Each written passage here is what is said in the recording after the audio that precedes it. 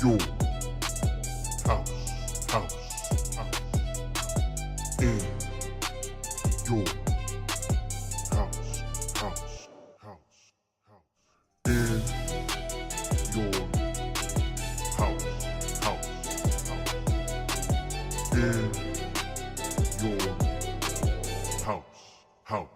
house, house.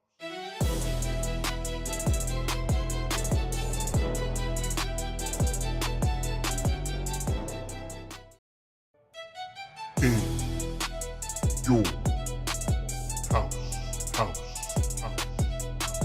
In your house, house, house, house. In your house. Bada boom, realest one in the room. How you doing? I'm a certified G, bona fide stud. You can't teach that. And you are tuned in to IYH. Hi, this is Isla Dawn, and you're watching In Your House podcast. This is Alexis Littlefoot, the Big Flexer, and this is In Your House.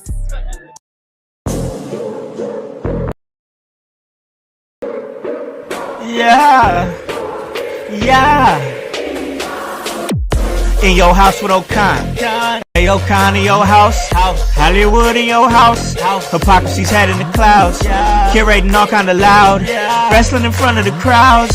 Paragon's holding it down. Anybody can get it. Josh Joseph standing on his decisions. He is the voice. There is no choice. We as them boys in your house making wrestling noise. Moving fast just like cruiserweight action. In your house is the perfect distraction. Bumpers in your ears when you in traction. Get this work with some wrestling action. Smoke.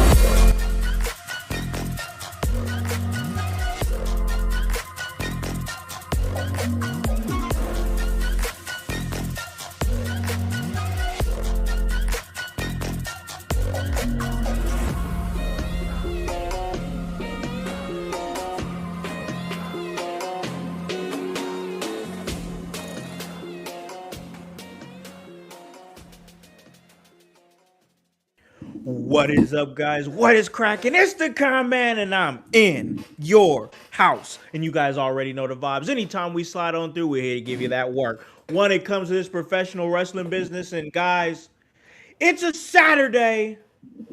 And like I said, we give you that work when it comes to this professional wrestling business. But tonight, we're giving you that work with a little MMA, UFC more specifically, as we're doing the first ever UFC Watch Along here at In Your House. And we're watching a good one, UFC 329. And because this episode was so big, I had to bring on a whole other team here. I mean, and of course, you guys already know. You guys know him.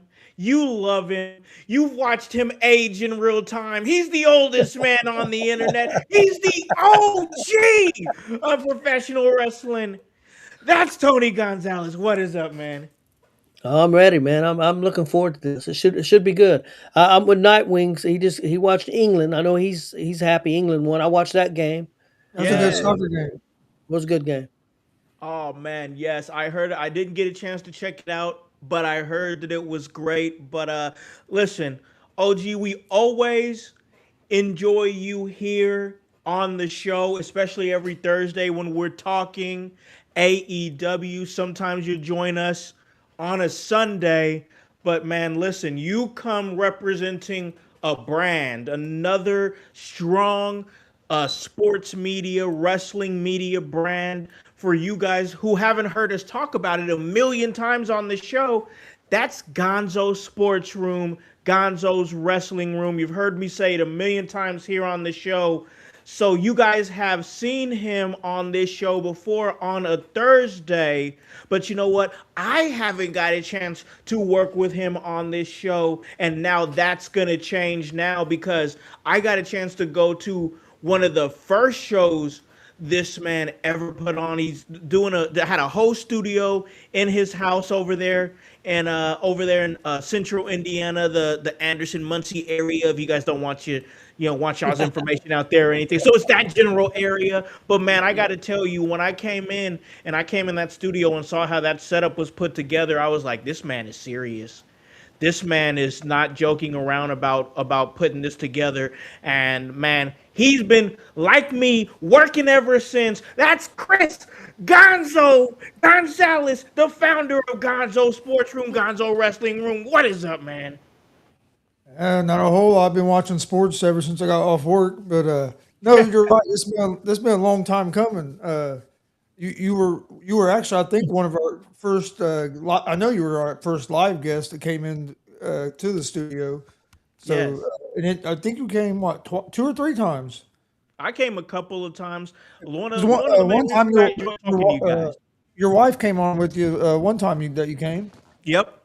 Yep. She was there for one of the shows, man. But man, it's great to get you on the show. This card is about to get started here, so we'll definitely get to that, and we'll get to watching the show for sure, man. But yeah, man, you've been working ever since. Like, you have been putting you guys do so many shows, man, and like, it's crazy to see not only what you guys have put together, but then like the way that wrestling has embraced you guys. The sports world is embracing you guys. You guys put out a lot of sports content, a lot of wrestling content, man. It's just great to see from where you were to where you guys are now. Yeah, I appreciate it. Thank you. Yeah, you know how it is. You just got to keep grinding. Yeah, man, you just got to keep going, keep grinding, and nothing better than doing it with your old man by your side, man. OG's great. He puts out great content, man. So now we're about to get this started here. So, Gonzo, I know you're a massive UFC guy. So when we got the opportunity to get you on the show, I knew that was great. I usually do so. When we do watch alongs like this, I'll stand up, I'll sit down, I'll do all kinds of different stuff. But man, when OG said that you were available to come on the show, and how deeply like entrenched you are in UFC, I was like, man, thank goodness he's coming on, because it's been a while since I've watched it. I need somebody who knows their shit. I try to watch all. I watch all especially all like the main pay-per-view, the numbered ones. Yeah. And I watch as many of the fight nights as I can. If we're not at a wrestling show or somewhere on a Saturday night, but Yeah. it should be a pretty good card tonight. Of course, the main event and co-main event, everybody's hyped up to see McGregor back after like 5-6 years of not fighting. It's going to be interesting to see what he looks like. And then St. Dennis, and you got a lot of Paddy Pimblett fans out there, so there's a lot of people looking forward to that fight. Yeah, I think it's a pretty good overall card. I was real interested in Gable Steveson, who fought in the prelims. A lot of people don't know he's actually lived in Indiana until he was 11 years old. We knew him when he was a kid wrestling. Some of our guys from the Power Club used to wrestle against him. No way. Before he moved to Minnesota. He lived up in Portage, Indiana. Really? Until he was 11 years old. That is absolutely. I didn't know that at all. Yeah, him and his brother both, because his brother was a pretty good wrestler too. Yep. Bobby Stevenson, right? Yeah. Yes. Yep. Oh, Yeah, we man. used to see them at tournaments every weekend. No way, dude. Yep. Oh, that is so crazy. That is crazy as hell. Yeah, I watched that earlier. I was here in the studio getting set up for the watch along here. So I just threw the prelims on in the background while I was doing all the little studio work. And I saw that Gable Steveson was on the card, and I noticed that he was 3-0, and I was like, oh man. So one big thing that I noticed is that when they were talking about him, they were saying something like he's one of the hottest like prospects in the sport in a long time. And I was like, ooh, they don't just say that about anybody. And also the fact that he has been training with John Jones, and John Jones was there with him to take like a selfie and congratulate him on the win. First round TKO. Man, what's the ceiling on Gable Steveson? Oh, I think it's funny. He could be one of the biggest stars in the UFC. I said the same thing, Gonzo. it's going to take a little bit of time because, like you said, this is only his fourth fight. Yeah. Uh, but he's a two-time college national championship wrestler, Olympic champion. Dude's athletic as hell, and he showed tonight he has some strike. He's getting the striking down. But what was most important, he showed he's not afraid to get hit. Uh, Yeah.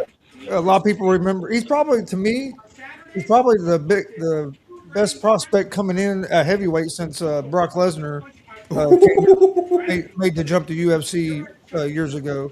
And one of the differences you could see, Lesnar didn't like getting hit in the face. He got hit in the face. It threw his whole game off. Where that didn't seem to bother Stevenson in this fight tonight because this Ellis guy he landed some pretty good shots on Stevenson. He did get some good ones in. Stevenson was able to eat them and keep on going and cause damage. And his striking looked awful good. Didn't even use none of his wrestling, so I was real impressed. But I think he could end up being their top heavyweight eventually. Let me ask you, Chris. Oh, go ahead. Go ahead. Let me ask you: are you worried about his size at all? Because some of the big heavyweights that are good right now are, 270 pounds. I know he's wrestled guys like that before, as far as wrestling goes. But do you worry like Gagne, the champ, or are you worried about any of those guys being just too big for him? I don't worry too much because I think the limit's 265, and Okay. he weighed in today they said his weight was like 245, 244. So Okay. he's less than 20 pounds from the limit. So now some of these guys are going to have a big height advantage on him, like Yeah. Gon. That could play a factor in the fights. But the thing that helps him. He's going with his grappling, doing Greco and stuff. He can get them guys up against the cage and get inside on some of them taller guys. But yeah, I don't think the size will be a big disadvantage. For one, like you said, he's used to wrestling a lot of guys bigger than him when he was in college. Because he was a light heavyweight. Like he wasn't at the max of the heavyweights, and a lot of them guys were a lot taller than he was.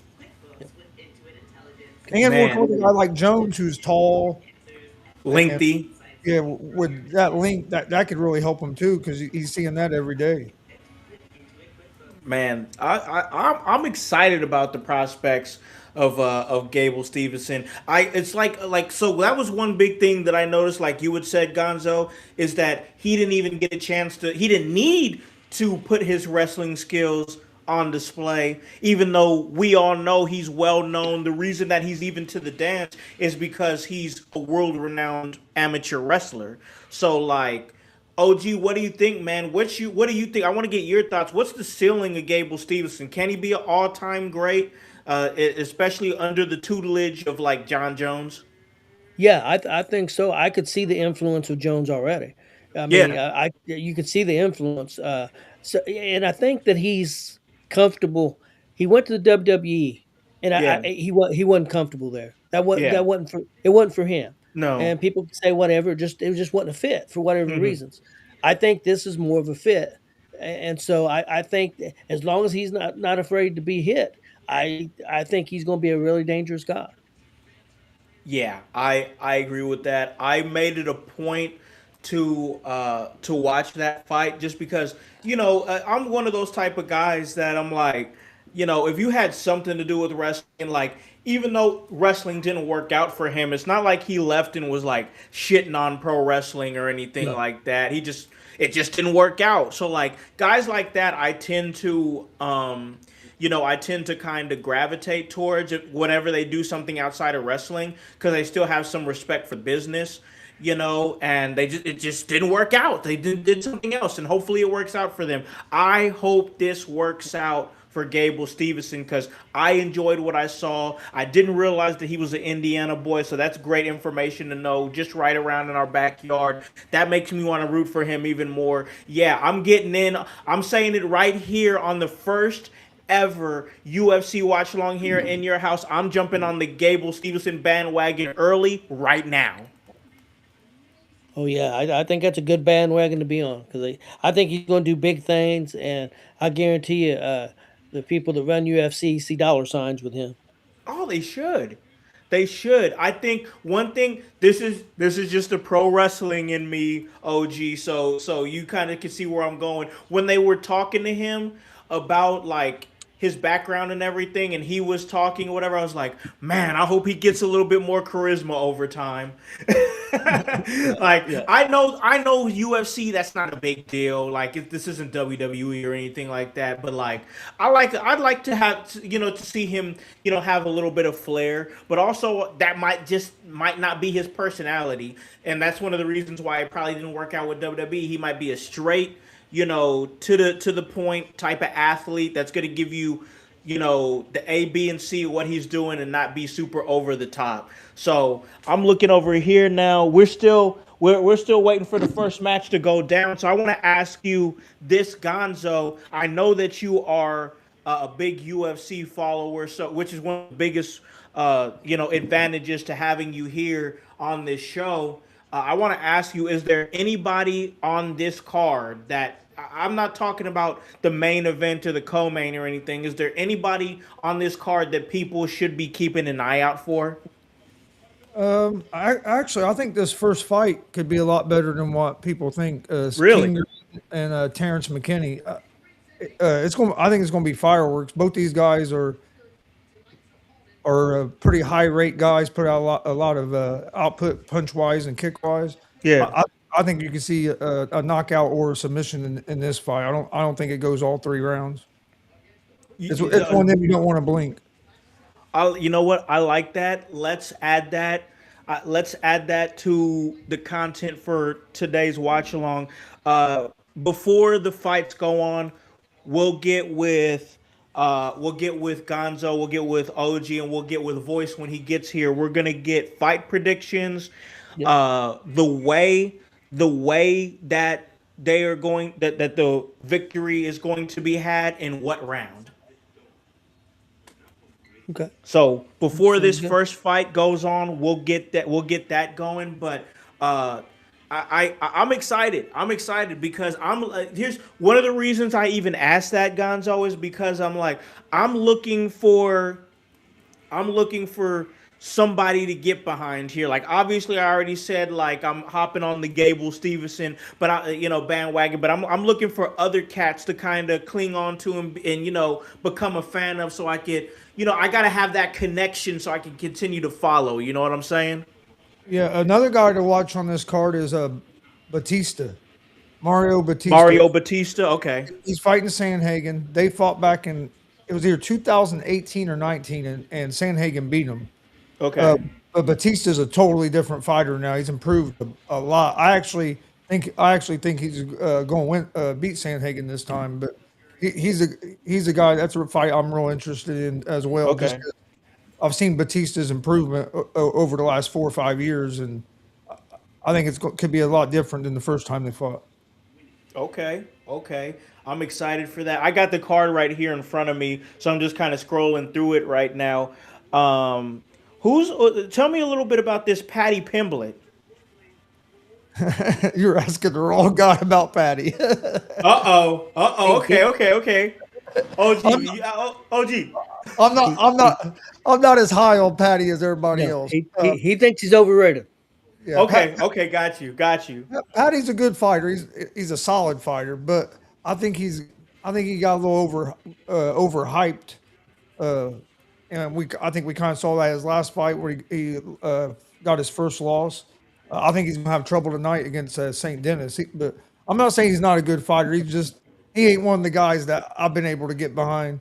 I Sure. think he was a guy that got hyped up a little too early, Yeah. and that kind of soured it for me. But it should be a good fight between him and St. Dennis. Okay. But Okay. House, Okay. House, Yeah. you talk about personality, and I think sometimes these guys get hyped up because of the personality.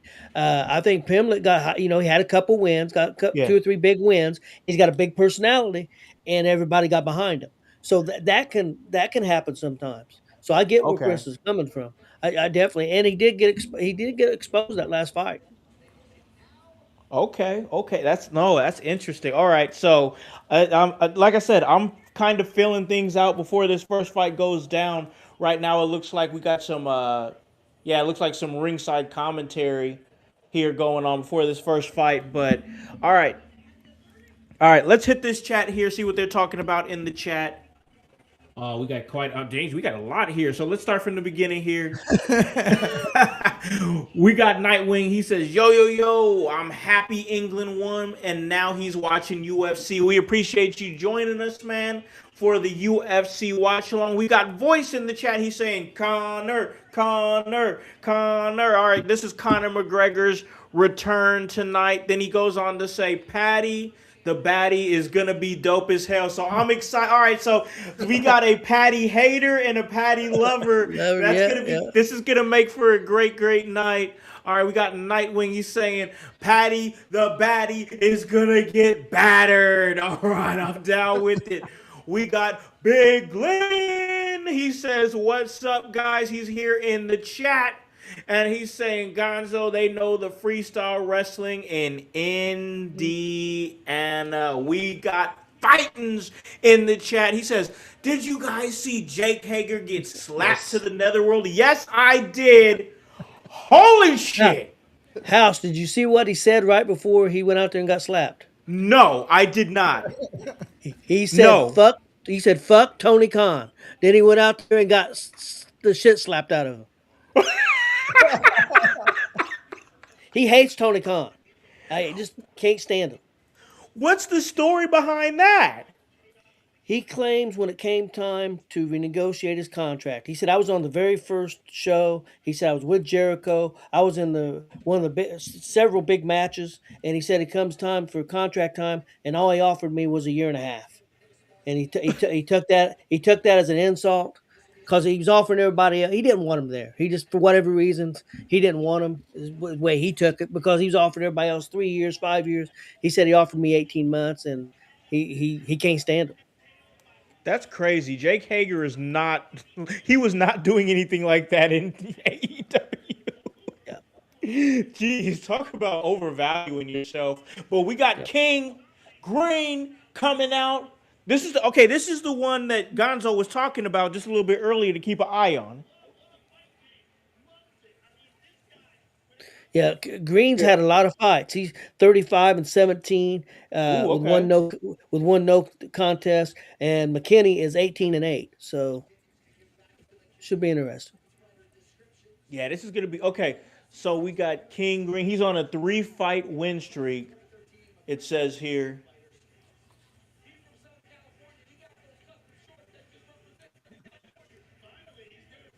All right. King Green, Terrence McKinney, lightweight bout. First bout we're watching here on the In Your House UFC Watch Along. All right, OG. King Green versus Terrence McKinney. Who do you got? What's the means and what round? I'm going with McKinney, and it's going to go all 3 rounds. All 3 rounds? Okay, so it's going to go decision, and you're going to go McKinney. Okay. Gonzo! Who do you got? Yeah, this is a real even fight.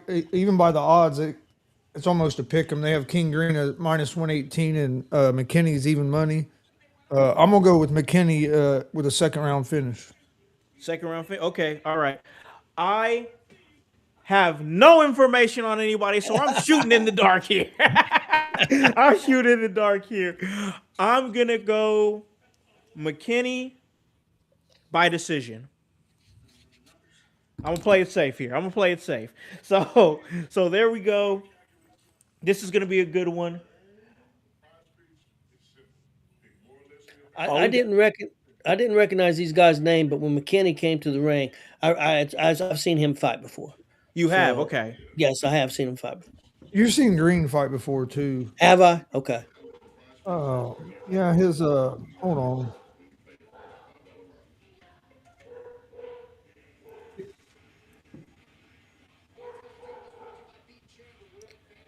House, did you guys get a lot of rain where you live? Yes, we did. Yes, it was pouring down earlier. There's some places. There's some places in Muncie that it's real bad. It's in people's houses and cars and no way. My road looked like a river earlier. Like Yeah, Oh my you couldn't even see gosh. the road, and the water was flowing so hard it looked like a river current. But That's Dad, crazy. you know King Green as Bobby Green. okay. He used Yep, to I go know by he is. Bobby, and then he changed his first name to Okay, King. yeah, I've seen him fight before You've seen him too. fight a bunch. I was gonna say he's been around for a while. I know you've seen him fight. Yep, I sure have. He's 39. So Oh, he's this is gonna be starting good. he's starting to get up there in the fight game. Yeah, yeah, yeah. All right, this fight's about to go down, ladies and gentlemen. Out there in the household, I got my drink in my hand here. I'm here with Gonzo Sports Room, Gonzo Wrestling Room. We're watching the first ever bout here on the UFC Watch Along for In Your House. Chris, But we got Bruce Buffer. Did you get to see the Whitaker fight? No, I was watching. I had turned it over and was checking in on the Reds and Cubs game. I missed the Okay. Whitaker. Okay, What's didn't look the too Reds' bad. record right now? Not good. They're like 7, 8 games under 500, Damn it, man. somewhere around there. Damn it. They Always beat. started off the season strong, They but shut the can't Cubs. follow up. Yeah, they shut the Cubs out last night, but this game today they've been going back and forth. It was Reds are 2-2 last I seen. they're now 5-3 now. Oh, okay. Yeah, the Cubs went up 3-2 and it made it 3-3, and then now the Cubs are up 5-3. Oh, so they're battling. Quick update. Argentina is up 1-0 over Argentina's Switzerland. up 1-0. Was it a Messi goal? I don't know. I just Gotcha. seen Gotcha. Big Glenn can tell you he loves Messi. Oh yeah, he was just saying that in the chat over there. Yes. Yep. Oh, this fight's underway. Ooh. Ooh, we got him on the chin a couple times.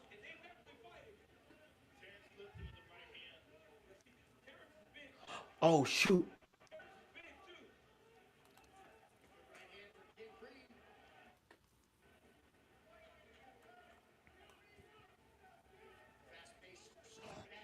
Ooh.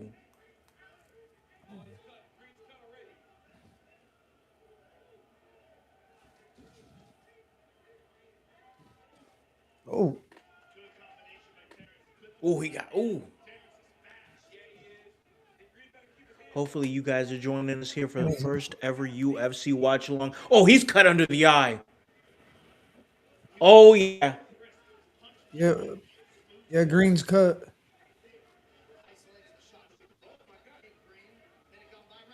Ooh, We've already got color here, ladies and gentlemen. both of them have landed some decent shots, but McKinney's a bit crisper. Yeah. And McKinney is just like closing in on him. He's not letting him breathe. I figured these two guys were going to go at it because that's just both their styles. Yeah.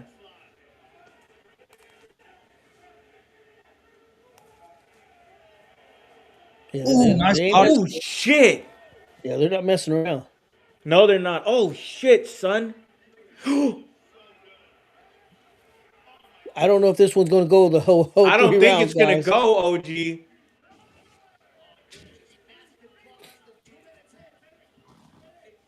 McKinney's doing a good job of keeping him up against that cage. Yeah, he is. Yeah. He can't like he's all in his shirt. He can't go nowhere. He has He's Green keeping pressure on Green him. all busted up. Yeah, he does. Them body shots are nice too, and them hurt. Oh, yeah, man. Oh. Trying to get him down. Oh, he's down.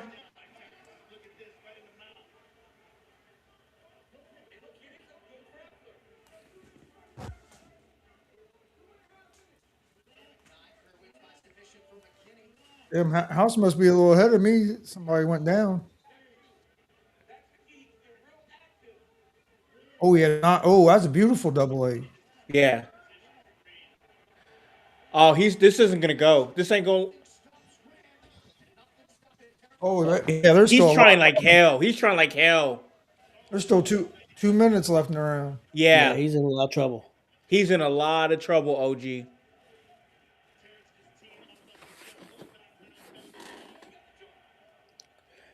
He's not gonna make it out of this round. He's not gonna get it out of this round. Oh, yeah, he just pounded him with those lefts. Yep. Yeah, if he don't do something, the ref's gonna stop it. Yeah. He's got the neck. Can he? He can't. It'll be a miracle if he makes it out of this round.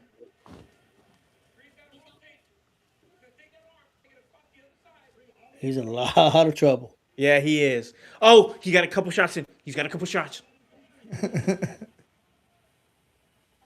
Oh, man.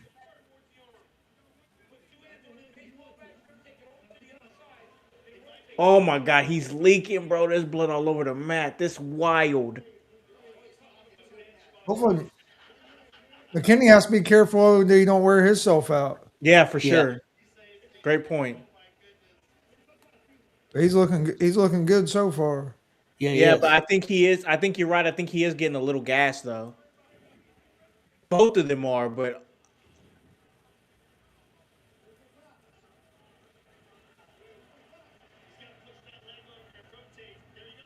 he got out.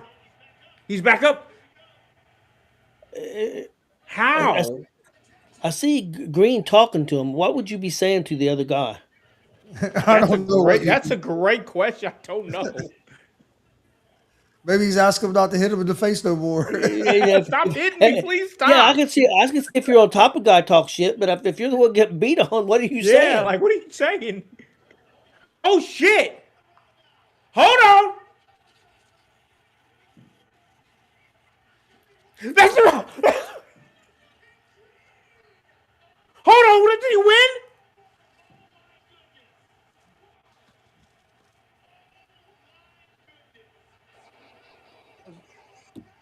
What? Oh, are you kidding me? They stop. Let's see.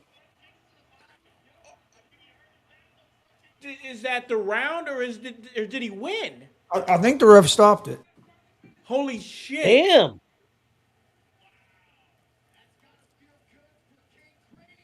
Yeah, I'm pretty. Oh, I think the ref stopped it. Chris, was that a good stoppage? I think That's that was a little quick. Was that yeah, Chris? Gonzo, I was thought that a it was- good stoppage? I thought it was a little quick, but especially with the buzzer going off. Yeah. And the guy was covered up pretty good. I know he wasn't throwing any punches back, but he was covered up pretty good. I don't know about that one. I don't know. And he don't look OG. hurt. Look at him. He don't look hurt. He looks like he's good to go. Gonzo, what you make of that? Yeah, if I was the ref, I would have let it go, like because it almost looked like the time ran out before he jumped in and was waving his arms off. So I think it was a little quick stoppage. But if you're McKinney, you dominated that whole round. You can't let that guy close out the last 10 seconds like that. Not like that, no. That was a collapse. You're right. You make a great point, Gonzo, that I felt like that they should have let it go, but you make an even better point that he should not have let him rally like that. Oh, there went my parlay in one fight. Damn. Come on. And how something you probably didn't know is Chris Gonzo Gonzalez has fought in a cage before. What? Yes. Yeah. No way. My other son fought a couple times, and Chris wasn't planning on fighting. He's just at the fights. Was Jeff on that show, Chris, or was you just at a show? No, yeah, Jeff wasn't there. He wasn't on the show. He wasn't on the show, but He he just was went there to go watching. watch the show. And he was drunk, and they needed a fighter, and he fought. Holy shit. That's crazy. Now, did he win? No. Okay, all right. Hey, you're a better man than me. You hopped in. I would have hopped in. I would not have hopped in. I thought he got it weighed about 50 more pounds than I did. Oh well, shit. I mean, you was playing with house money, bro. It was supposed to be 135, and this dude weighed at least 150, 160. Oh shit, yeah, yeah. You was playing with house money, bro. You And Chris didn't weigh 135. No, ah. I weighed about 125. How long ago was this? Oh, Ooh, a long time. what, about 16 years ago at About least. 15, 16? Okay. Wow, that's crazy. Chris got off to a good start. He hadn't trained anything. He Yeah. ran out of gas pretty quick. I was about 13, 14 beers in. Oh yeah, yeah, yeah. Oh Because yeah, they called it. They called it. we were going to watch a guy fight, and Yeah. before we went to the fights, we went to this bar, and my uncle, my dad's brother, my uncle Steve, he goes, "Hey, you drink whatever you want since some of your friends from work are here. I'll wait till we get back in town before I drink." I was like, "Okay." He said, and he's like, "I'll drive back to town." I was like, "All right." So we're at this bar drinking, and we get over to these fights, and I watched these two guys fight at 135, and they both were about my size. Yeah. I'm like, I could take those guys. Well, then they announced they need somebody to fight 135. Well, everybody at the table, including my dad's brothers, like, "Hey, Gonzo, you'll do it, won't you?" So next thing I know, this guy leaves, comes back with a cup, some MMA shorts, a mouthpiece, Holy shit. and everything. And they take me up to this room. And I quit drinking for like 45 minutes, and then I'm Yeah. fighting. And we get up there, and I'm warming up, acting like I'm ready to go. Well, where they have you up in this room, there's this big ass backboard. You can't see the cage. Yeah. They play the music. This other guy, he's in the cage. They start playing music for me. I walk down these stairs and I look up, and this dude, I see this dude, and the guy walking to the cage with me said, "Hey, they made a mistake. That's not who I'm fighting." He's like, "No, that's who you're fighting." I'm like, "No way, that was you." But at that point, I had no choice. I had to fight, or I was going to look like a little bitch. Yeah. You know what I mean? I'm walking to the Yeah, cage. If I said no, I'm not fighting. Yeah. Now, there's probably 300-400 people there watching this. So I'm like, man. So I get in there. First round I done pretty good, but then after that I was just gassed. Yeah. I Yeah. couldn't breathe. So the second round starts, and I pick the guy up and slam him. But when I do, he put me in a triangle choke with his legs. Oh yeah, that was yup. And you already couldn't breathe. I circled out of it. I hit him as hard as I could in the face, and I looked up at the referee and said, "I'm done." And they rang the bell. They rang the bell, and I walked straight outside. It was 300 degrees. It was November, so it was cold as hell outside. I sat outside in nothing but shorts for like an hour trying to cool off. Man, you're trying to I cool was so down. hot from all the alcohol in my body. And then Yeah, getting in yeah, there. yeah. Well, I did. I hit him as hard as I could. I said, "I'm done." He's like, I don't want to do this. That's a great story. That is a great story. That's hilarious. Yeah, I would have never even hopped up in I would have never hopped up in that cage, bro.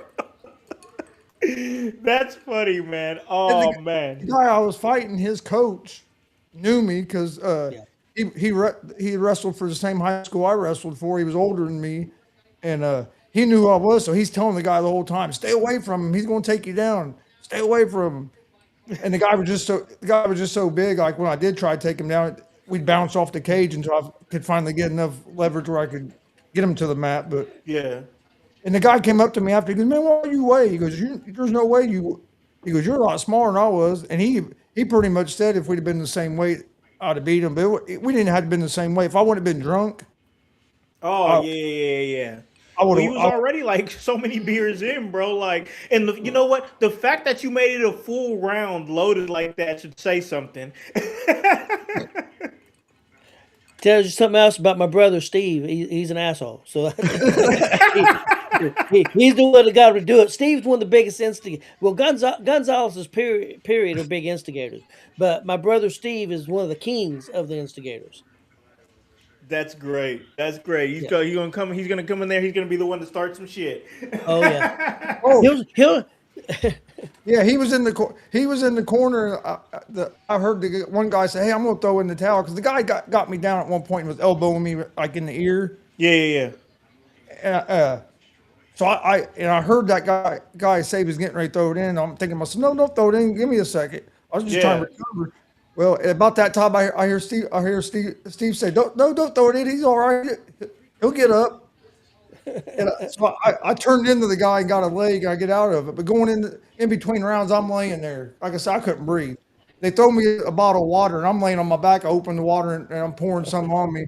And I laid there the whole time until the referee said, "Are you ready?" I said, "Yeah." I got to my feet, and they rang the bell for the second round. The whole time, my Uncle Steve saying, "Hey, he knows you're going to shoot. Fake a shot and hit and knock him out." I said, "Okay." So I go to fake this shot. Next thing I know, as I fake the shot, this dude trying to kick me in the head.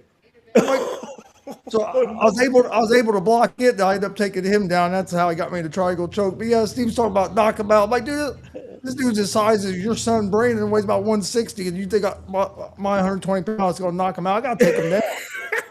I knew how to beat him. I was about to take him down and use my wrestling. Yeah. I had him in a rear naked choke when the first round ended. If I'd have had 10 more seconds, I think I'd have choked him out. You would have had him? The bell rang and it was into the round, and I was toast. I wasn't doing nothing else. He's like, I'm good. He said, he hit him as hard as he said, I'm done. Went right outside right after that. Oh, that is a great story. OG, you was there for that? What was you thinking of all that?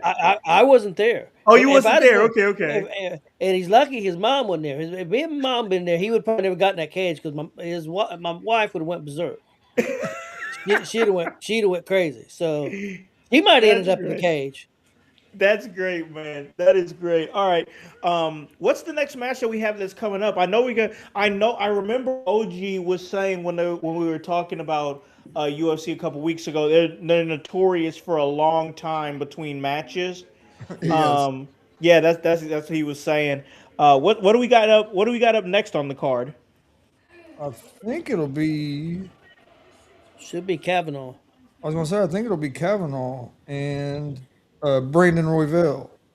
Okay, yeah, I got it here. Yeah, Kavanaugh and Royville. Okay. So who's this here? Kavanaugh's the favorite.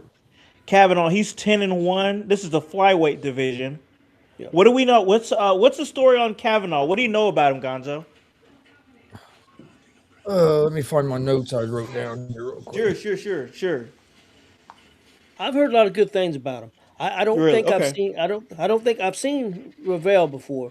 I don't believe I've seen Kavanaugh, which I could have probably seen him once. Sometimes I don't remember all the names because Yeah. you see so many fights. But I know, like I said, he's 10-1, and they're pretty high on him. Okay. Seems like a up and comer more. 10-1. When I see 10-1, my mindset is usually just like you either don't fight that much at all or you're young. Yeah, he's only 27. Only 27. Okay. Yeah, he's a youngster then. Yeah, he's one of their guys that's been working his way up. This is going to be one of his bigger challenges, but I expect him to win this fight. I think he's going to be able to control Royval pretty good. Okay. Looks like he's number 6 in the division, in the flyweight division, that is. What's the sell on the flyweight division? Is there a sell on it?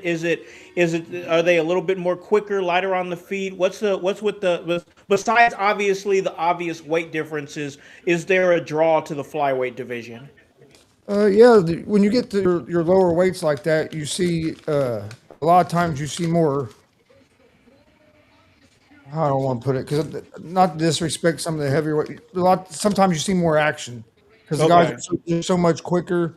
Yeah, a little more athletic, and a lot of them have gas tanks out of this world. So you can see a 3-5 round fight where every round they're going at it. Where you get in the heavyweight, sometimes you'll see them take a little bit of a break and stuff. Yeah, for sure. That makes sense. Do you kind of feel the same way about that, OG? Yeah, most definitely. Yeah, they're usually pretty quick, and like I said, a lot of them got big gas tanks. So, I enjoy watching the heavyweights, the ones that do fight, ones that just bang, because you're probably going to see a knockout. Yeah. But yeah, I think this should be a pretty interesting fight. I think it'll be a good one. Let me ask you this, Gonzo, because I know that you're super experienced in watching the UFC and whatnot. What do you prefer in your fights? Do you prefer a knockout, drag out banger that might go 1 or 2 rounds because somebody's gonna get knocked out, or do you prefer a more technical, like kind of strategic fight that might go the distance and go a decision? What do you prefer? To me, it just all depends on who's fighting the matchup because Okay. how their styles match up. I like when you have two guys that you know are going to go in there and bang it out because you pretty much know somebody's probably going to get knocked out. But it's also great to watch two guys that you know are a little more cerebral and kind of go by their game plan and maybe not that maybe don't go balls out the whole fight, but are a little more uh, mindful of what they're doing. You get two guys like that together, it can be like a chess match. It can be great to watch too. So I think both of them have their advantages, but to me, it's just all about the style matchups. That makes sense. I like that answer a lot actually. OG, same question, man. Is there any preference that you have? If I'm watching heavyweights, I like guys it's gonna yeah. Sometimes, like Chris said, you'll get heavyweights and they don't do anything. Yeah, But I like the ones that's gonna go at it, even if it's grappling. I just want them to make contact and go. yeah. That's what I want. And but I do like the lighter weights division. Lightweight's one of my favorite divisions. Okay, Lightweight is, and I'm getting ready to look at the flyweight rankings now. okay. Pantoja's the champion. He that dude's a tough son of a dude. That dude's bad. Who's the Uh, champion? Pantoja. Okay, yeah, yeah. they just showed a advertisement for Royval and Kavanaugh, so I think Gonzo was right. I think that one's gonna be next. Yeah, it should be that one, and then after that should be the Batista and Sandhagen, Okay, you was talking about Batista a little bit, so and I'll be then looking out for him. because there's 5 fights on the main card, I think. So then you'd have Sandhagen, Batista be next, and then Saint Dennis and Pimblett are the co. Okay, they're co, and then after that is Is obviously is Josh Holloway and McGregor. is Josh coming on? Yeah, he's coming on. He's I think he's coming back from getting his daughter, and then he'll be in here shortly. He's just been kind of staying in the chat to kind of stay active, but he will be in here shortly.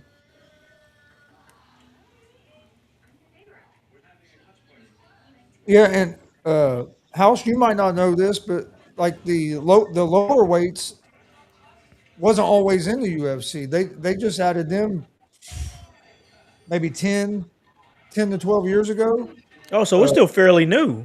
yeah, the, if you were a smaller guy like that, you had to fight in what was called the WEC. I don't know if you remember that back in the day, but That sounds I used to watch a familiar. lot. that's where Uriah Faber and all them guys came from. And then that WEC exploded, and then that's when the UFC added the lower weight classes and brought them guys into the UFC. And yeah, you didn't have the smaller weight class in UFC for a Wow. while after it Okay. first started. Yeah, I didn't know that. Nah, this next fight, I'm excited for. I'm excited for what this next fight. One of the main reasons I'm just looking for like once again, like I said earlier, athletes to get behind because that helps me stay locked into the sport when I got somebody to get behind. It's like I remember. I remember when McGregor. Do you guys remember when McGregor boxed Mayweather? Yep. I like at that time that felt like it seems like because I always loved boxing. I was always a huge fan of boxing, and now like it's not as mainstream as it was back in like the 90s, but like I enjoyed that little time, like that little area in time right there, because McGregor is such a good like promoter and whatnot, and so is Mayweather, and like that fight felt big. I remember going out and actually watching it at a bar with friends, and I'm like, damn, it's not a lot of times, especially this day and age, where I'm going out to a bar to hang out with people to watch a boxing match. Yeah. we we used to go to every UFC and or every about every UFC pay per view there for a while. We'd go to B Dubs, a big group of us Yeah, hell yeah. Yeah, watching because we we started get we st- used to somebody would get them at their house, but it just got so expensive. So Yeah. then we all started meeting at B Dubs. But hell, it got to where you'd have to get there like 2 hours before, 2 3 hours before the card Yeah, started because they was to get a always table. busy. Always busy. So then you're at B Dubs for like 9 hours, and that ends up costing you an arm and a leg. Yeah. You might have spent more there than you was gonna spend if you got the pay-per-view at home. Yeah. Oh yeah, for sure. Oh For man, sure. but I like McGregor's bravado. I know he's up there now in age. I know this is his return. I haven't really followed the return like anything like that, but for me personally, the right this was the right UFC uh, uh, fight, pay per view to get back into because of McGregor and to see some of these young guys. I got a chance to see Gable Stevenson fight for the first time in the UFC. I know this was fourth fight, but that was my first time seeing him. So like, yeah, and we've been planning on doing something like this for like a year now, ever since they announced that they was bringing the UFC pay-per-views to Paramount Plus. So let me ask this, Gonzo, because I know you're a huge UFC guy. What was did I don't know? You guys might have talked about it on the show when it happened because I know you guys cover so much like with sports and everything. But like, what was your reaction as a UFC fan when they announced that UFC was going to be able to be streamed on Paramount Plus? Oh, I loved it because like they'd been on ESPN, but the way that worked was you had to pay the $60 $70 for the pay per view to be able to get it on ESPN.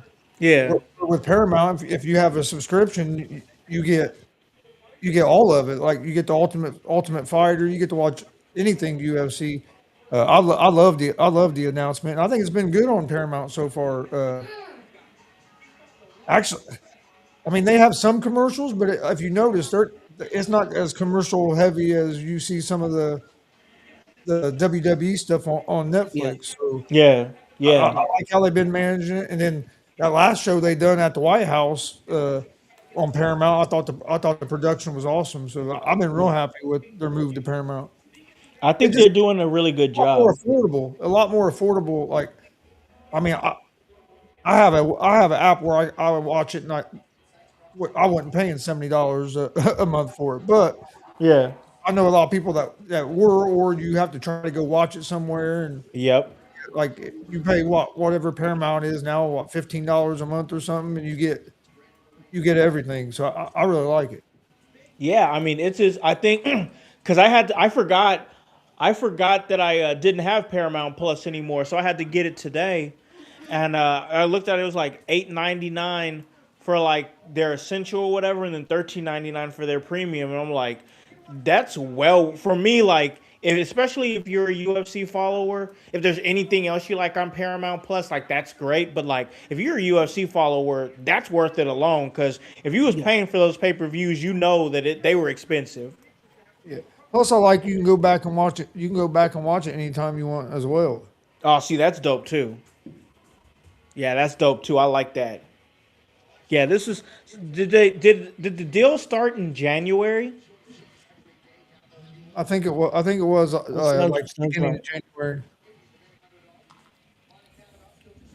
Oh, they got. Okay, so we got Roy Vaugh. He's 33. Kavanaugh's 27. Like I think OG said.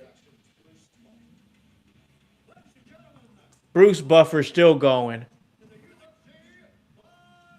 See, both these guys are like Royvel's fourth ranked, Kavanaugh's sixth ranked. So both these Yep. guys are.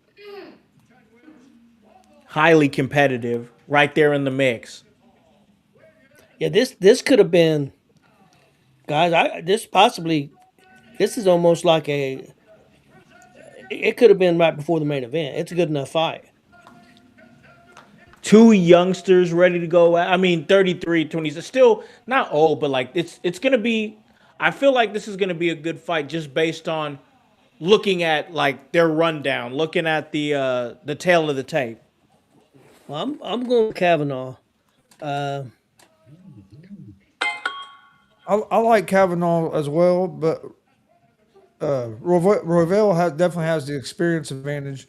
But Yeah, I he do, has I that. think, I think, I think this fight, in a way, means a little bit more to Royval just because his career trajectory at 33. At one time, he was thought to be like a top guy. You're still ranked fourth, but if you take a loss here and being 33, you might it could be a long way to try to get back in that title contention. So I think That's this a is good point. this is a big fight for him.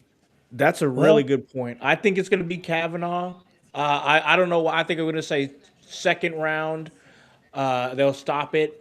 But that's a great point. I didn't even think about that. That he's at a pivotal point in his career, being 33 and kind of like being middle ranked at fourth. This could make or break the trajectory of the next, his next few fights. well, it's a big fight for Kavanaugh too because if Kavanaugh was to beat him, he's sixth and the other guy's fourth. I won't say he'll get a title fight next, but he could be maybe one fight away from a title fight. Yeah, That's a can good move him up point. that top five. Yeah, these two guys, they're seem like they're pretty strategic. Oh.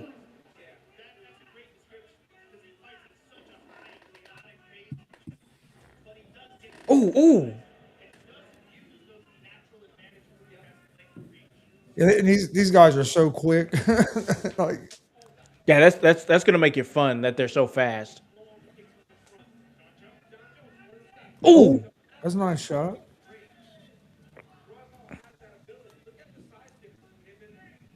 oh shit. House has that good internet. He's about 20 seconds or so ahead of us. Oh, my bad, man. No, No, you're no, good. he about a minute ahead of me. Oh no. But which it sucks because I got a different app in the bedroom than I do in the other room. I would probably be Ah, right where House is if I was in the front room. ah. Look at these two. Oh man. Been, been pretty even really so far. Both Yeah, guys yeah, land a couple good shots. yeah.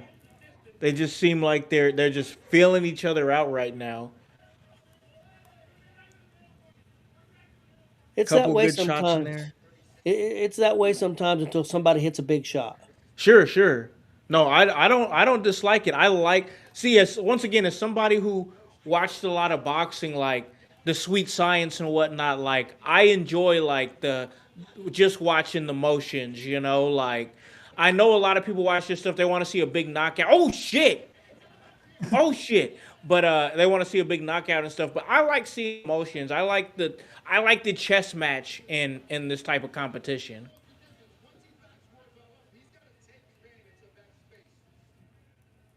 Yeah, I'm a huge boxing fan also. Yeah. So you get it then. You kind of see where Yeah. it's like I like those watching the motions, watching the back and forths, just testing each other out, getting a little jab in here or there, just trying to create some wiggle room, and try to find the right opportunity to strike. Yeah, Kavanaugh's gonna have to let his hands loose. Yep. I think Rovel's length is bothering Kavanaugh a little bit. Roy Val does seem like he's a little longer and lengthier, and Kavanaugh's having some trouble kind of breaking through that. Yeah, Reveal's like nose up with that jab. Yeah.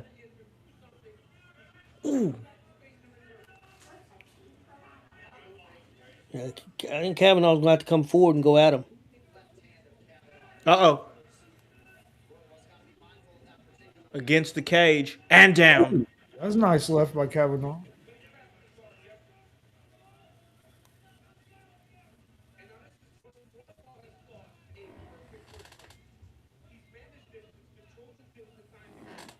Yeah, Kavanaugh has to do something to break Orville's timing up. Yeah. Oh, he hooked that leg. Orville's doing a good job on top here. Ooh.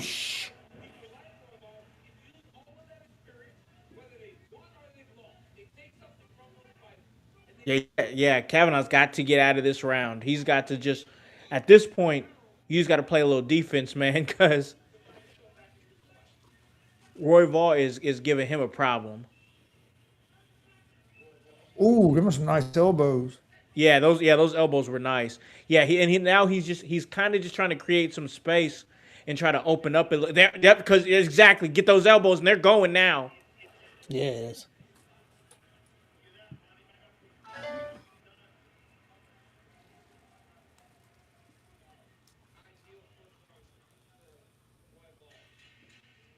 $10 seconds.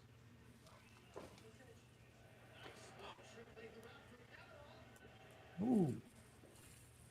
And whoo, You know, I'm 15 seconds behind. 15. Okay. When he said it ended, I'm 28 seconds behind. I'm gonna Yeah, I'm I'm gonna at the end of the first round. I'm gonna switch to the other one to see where it's at. Yep. Let's see.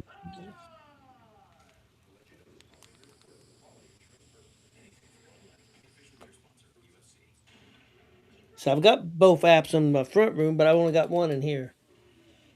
My wife on it. She likes this one app. It's called Clear. That's the one she prefers. But like I said, it's behind. And it's weird because normally on baseball games and stuff like that, it's ahead. Really? Yeah. You should get with Chris about this app, man. It's pretty awesome. What's it called again? Uh, Chris could tell you the name of it because Okay. it's a lot of them have changed. So I don't know the name. I've got, Okay.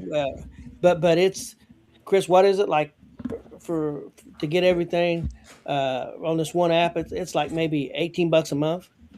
It's like 50, yeah, like 15, like 15. 50, That's not and we get bad. That's not bad and at we Oh, all. you we, wa- we dude, I watch everything. Every football game, every baseball game, every baseball game, basketball every game, basketball game. Really? You get live TV also. You get I every forget how many. wrestling show. What you get all the local stations. If you want to watch Las Vegas, Nevada, you can watch local stations in Las Vegas. It, No way. Yes. it has a game changer on there all the time. Like Yep. you can watch It's on everything. tonight. Game changers on tonight on there. Holy shit. Oh, I'm gonna have to get with you on that. I'm gonna have to get with you because that sounds dope. All right, second round started. Yes.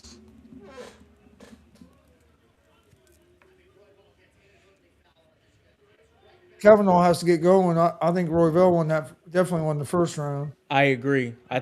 Yep. Yeah, Oh yeah. I agree with you. Ooh. Ooh, he missed him.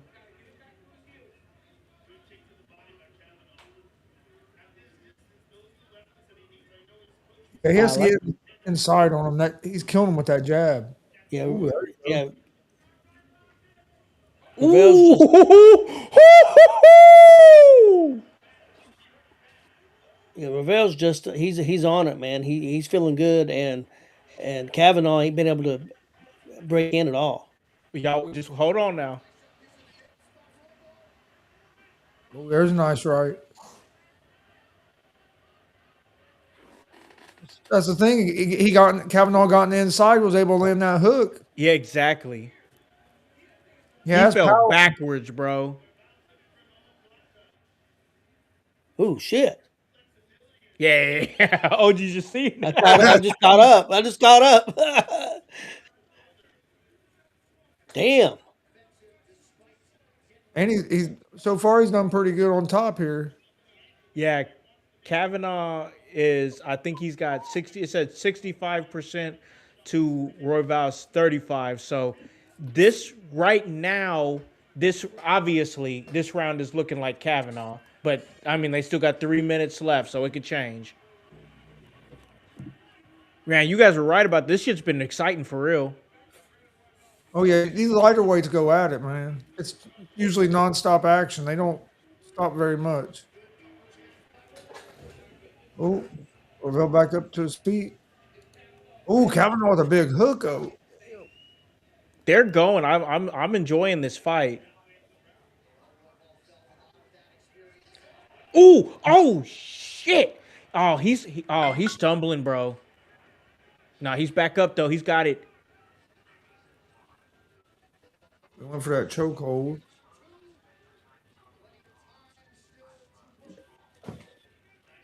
Oh, that's a big left by Kavanaugh. Yeah, you're right. He legs were wobbly there for a second. Yeah, yeah. Tried to take a step, went down to a knee. That was of course, I'm behind you guys, but that was a good defense off that shot. Yeah. Yeah, oh yeah. I'm definitely obviously the other fight was like just one round, but I'm enjoying this a lot more just for what they're giving us. Are we gonna get our takedown? They did a replay on that elbow. He's backing up. Oh,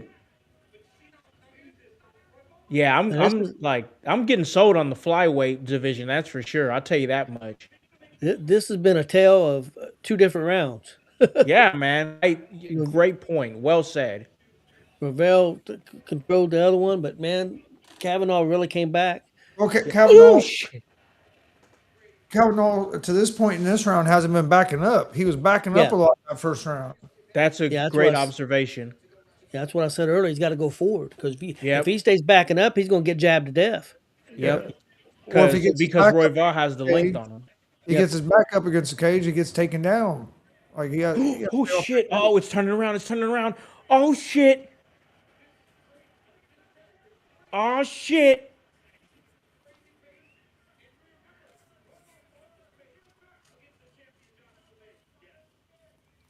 He got back up to his feet. It's one thing I give these guys a lot of credit for. I don't know how they can go 5 minutes. Here he is. But 5 minutes, you got to think of 5 minutes is just one round. Yeah, that's what I mean. That's what I mean. 5 minutes for a round. You're going a minimum. He's doing banging. I fucking love it. Voices in the building. How goes it, everybody? What's up, Voice? Did you like that transition? How had you set up, Voice? Did you like that? I did. That was very good. Your producing skills are becoming very good. That's what we do around here, baby. I know Eve Mux had a stats app at one point in time, and I tried to bring it up, but it has no UFC on it, so that kind of sucks. Yeah, I know. So dope. It would have been really cool. I have it 1-1 going in round 3. Yeah, it should be a good round. Yeah. Yeah, this round is going to, oh, man. So Voice, I know you've been running, getting stuff. I know you've been trying to keep up in the chat. Have you got a chance to see any of the fight that we're watching right now, Royval versus Kavanaugh? I was hearing your guys' commentary on it, and I just caught the tail end of that round, about the last 2 minutes of it. Royval, he really battled out of that. Hell yeah, the respect. Hell yeah. Yeah, I mean, just being to the point to where it looked like he might be going down, and just to battle up out of that, and to make it to where he was playing more offense than the guy on top playing defense. Yeah, and it kind of switched up on him, and yeah, it's a big respect to these guys. I love a great flyweight fight. These guys are making me fans, Voice. Oh yeah, flyweight is amazing. I love this. These guys have like Gonzo and OG said, they have tanks that last forever. Yeah. And they can just absorb these punches I don't know what's with them, but they absorb so many punches. Oh shit. Yeah, they're both rocking each other. Yeah, they are. Yeah, they are, bro. It's gonna be a crazy round. Ooh. Hell of a fucking fight. Went for that guillotine. That might be a mistake trying to pull up for a guillotine, because Royval's had success when he's gotten on top. Yeah. Yeah, and plus right up against the cage, Royval's going to be able to use that to his advantage. Oh shit, the elbows. Oh shit. Vice versa to Kavanaugh at this point. Yep. That's what's dangerous about trying to pull that for that guillotine. If you don't get it, you can leave yourself in a bad position. 100%. Uh-oh. Paying for it. Uh-oh. Yeah. Raining down the elbows. He's trying to put him in some kind of hold here. He's trying to give him I believe, a rear naked choke. Yeah. But he's got to get them. he's not going to be able to get it now. No. He's got more of a, was that anaconda? Yeah, that's like an anaconda vice.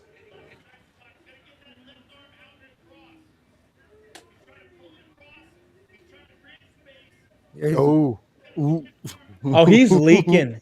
He The is. blood's flowing now. So you gotta be really cautious with that too, because now your opponent is extra slippery. Oh yeah.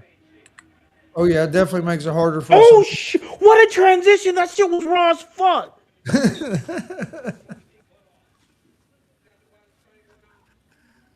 Holy shit! House is about 15 seconds ahead of us. Or ahead of Yeah, that's a usual thing on a watch along when it comes to a live. Oh, Yeah. okay, beautiful. He's got nice control of the back. Yeah, that shit was raw, dude. These guys are making me fans for real. What's fun is when you can do a watch along and everybody in the same place. Oh yeah, trust me, those blast. are dream ones. That's a Yeah. blast. We used to do a lot of UFC watch alongs like that back in the day. Yep. So okay, so you're oh shit, look at him leaking. So like how many of these UFC, this is obviously our first one. How many UFC watch alongs have Gonzo Sports Room done? Man, probably at least I'd say at least 30. 30 of them? Yeah, Wow. we hadn't done any recently, but we It's used been to a do quite while a since bit. we've done any, but we used to do them. We used to do about every one. Oh, he tapped!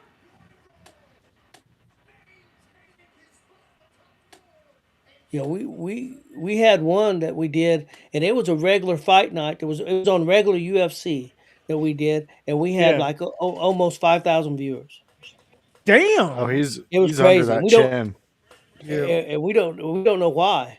You know why it was so many, because it was one you could watch on regular TV. Yeah, you can Yeah. watch it on regular ESPN, but we had a lot of Hell people yeah. do it that night.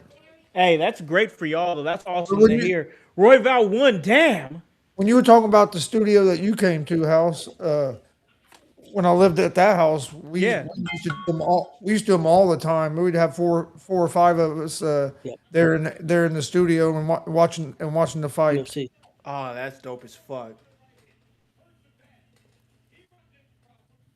Okay, Ravel gets that win. That's a big win Choking for out. Ravel. Yeah. that was a big win. That was a big win for him. And it's like Gonzo said that it was kind of pivotal for him to kind of get that, being the age that he is, 33 years old. So he's kind of at a crossroads. So let me ask you this, Gonzo. Now that he's won this fight, third round submission, number 4, where do you think this places him as far as like title contention? I think he'll have to at least win one more, but this will get Got him one more? This will probably get him a fight with somebody else that's in the top 4. He'll Okay. probably get one of them guys, and if he can win that, then he might get a shot. Okay. Okay. Right on. Right on. Voice. I know you're joining us late. You was running. We appreciate you sliding in, man. Let me get some of your thoughts here now that we're between fights right now. We're here in your house, the first ever UFC live watch along. What you think, man? Oh, I'm enjoying it already. I'm already my Roosters, same as Monaco, sponsor. That if you guys have ever wondered where my bandana comes from, it's this company right there. Awesome. Awesome. Yes, so that's who I support.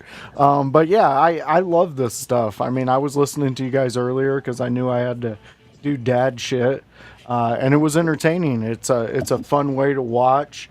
You know, you get that back and forth, people against Conor for whatever reason you may have. I don't give a shit. He's Conor McGregor, and he's the baddest son of a bitch to ever get in a UFC cage. Paddy the Batty, I can't wait to see him. This is going to be my first live UFC of watching Paddy fight. Been looking forward to that for many fights I've seen with him overseas and things like that. And plus good friends. I mean, we got Gonzo's sports room, Gonzo's wrestling room with us, and Great guy. Great Yeah, you guys. can't beat that. We're entering a partnership to start doing some actual weekly shows together. Yes, I'm And excited. if you ask AI what's the next levels for podcasts like us, that's top on their list. So we're already doing what the AI wants. Hey, listen, man. Now that once again we're getting ready, they announced the winner. Roy Val wins, so we're gonna take a second here to kind of talk about what's going on here at In Your House between bouts here.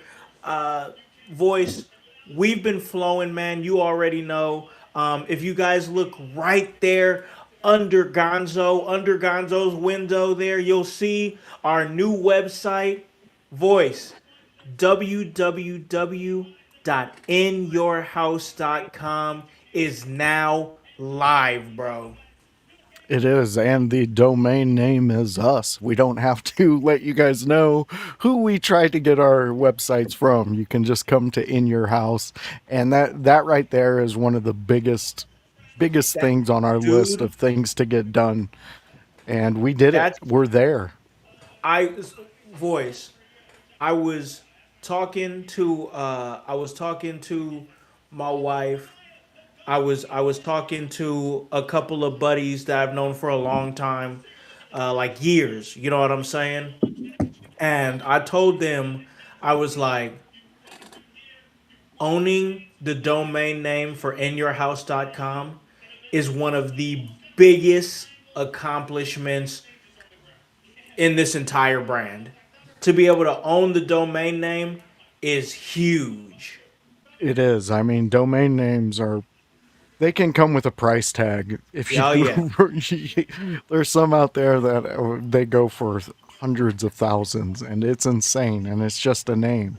But yeah, that's really big and huge. And this website alone brings a lot to us. It brings us the ability that if Gonzo, if you guys ever wanted to actually like have one of your shows streamed directly to our website, You all I can. got to do is get your embedded code, and you guys will be directly streaming on our website right under your name where the links are to go and catch anything that they're doing and to stay in touch with our friends. Because at the end of the day, when we started this whole thing, when House brought us in, and our biggest goal was to make it the biggest community we can of wrestling fans. I mean, and you two are the biggest ones I know outside of In Your House. So I'm always excited to work with Gonzo and his crew.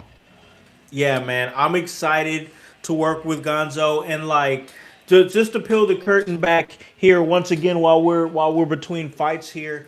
When we put out that we were looking for more hosts for our new string of shows, because like honestly, like all cards on the table here, and like that's one of the things that me and OG kind of bond over a little bit. I've been watching a lot of and listening a lot of Busted Open Radio, and I really enjoy their after dark episodes, the ones that they do like right after the show or whatever. And I'm like, if we can get a team together to do shows right after Raw, right after a SmackDown, maybe a team for a Dynamite, I think that that would put us on the next level. And honestly, I don't. I could. I mean, seriously, and I'm not just blowing smoke. I'm being dead ass serious. I can't think of a better team to front the In Your House After Party series than the Gonzo Sports Room crew. Yeah, I mean it's in the title with these guys. You guys, we're not trying to fluff you up either. It's true facts from coming from us. I was, dude, if you could look into our chat between me and House. As soon as OG Tony said he was interested, I was like, "Get OG, let him run with the show. He is the guy." And then we stopped and we were like, "But we need to get him somebody who can run a computer." 'Cause it ain't me. It's not me. Yeah, he ain't touching the computer. Yes, and then when he suggested you, Chris, I mean, it was like the heavens aligned for the idea, and I think it's going to be a great partnership with us to grow both of our fan bases even bigger. Totally Yeah, agree. Yeah, definitely. What we got next? Batista and Sandhagen? Yep. Looks like it's Batista and Sandhagen, like you said, Gonzo. Who do we got in this one? Batista, Sandhagen. Well, I think Gonzo was saying you liked Batista in this one quite a bit. Yeah, I like Batista. Sandhagen beat Batista back in 2019, I believe. Really? Okay. Okay. But Batista's a totally different fighter now. He's improved a lot. Sandhagen's been a little up and down here lately, but he's also fighting top competition. So you have to remember that. I think it's going to be a good fight, but I just think Batista's going to get him this time. But I'm also 0-2 so far tonight. I'm so. I'm 0-2 also. So Me too. I'm also 0-2. Go the opposite of me and Chris because we suck. Man, I'm awful as well. Like, it's my first time back to watching UFC. I'm like, damn, I'm not doing too good.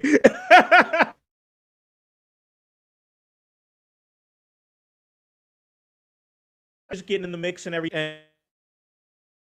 And we appreciate the run-in. But who do you like between Sandhagen and Batista? Is there any preference that you have? Have you seen these guys? What do you know? Yeah, if it stays up and it's just a fist of battles, it's gonna go to Sandhagen.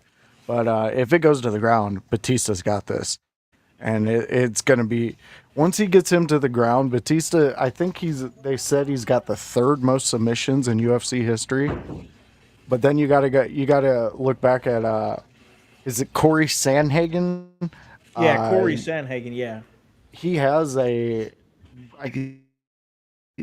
think they said the 10th quickest knockout against Freddie Edgar, I believe was who he knocked out. 28 seconds. So again, that's why I say if it stands, it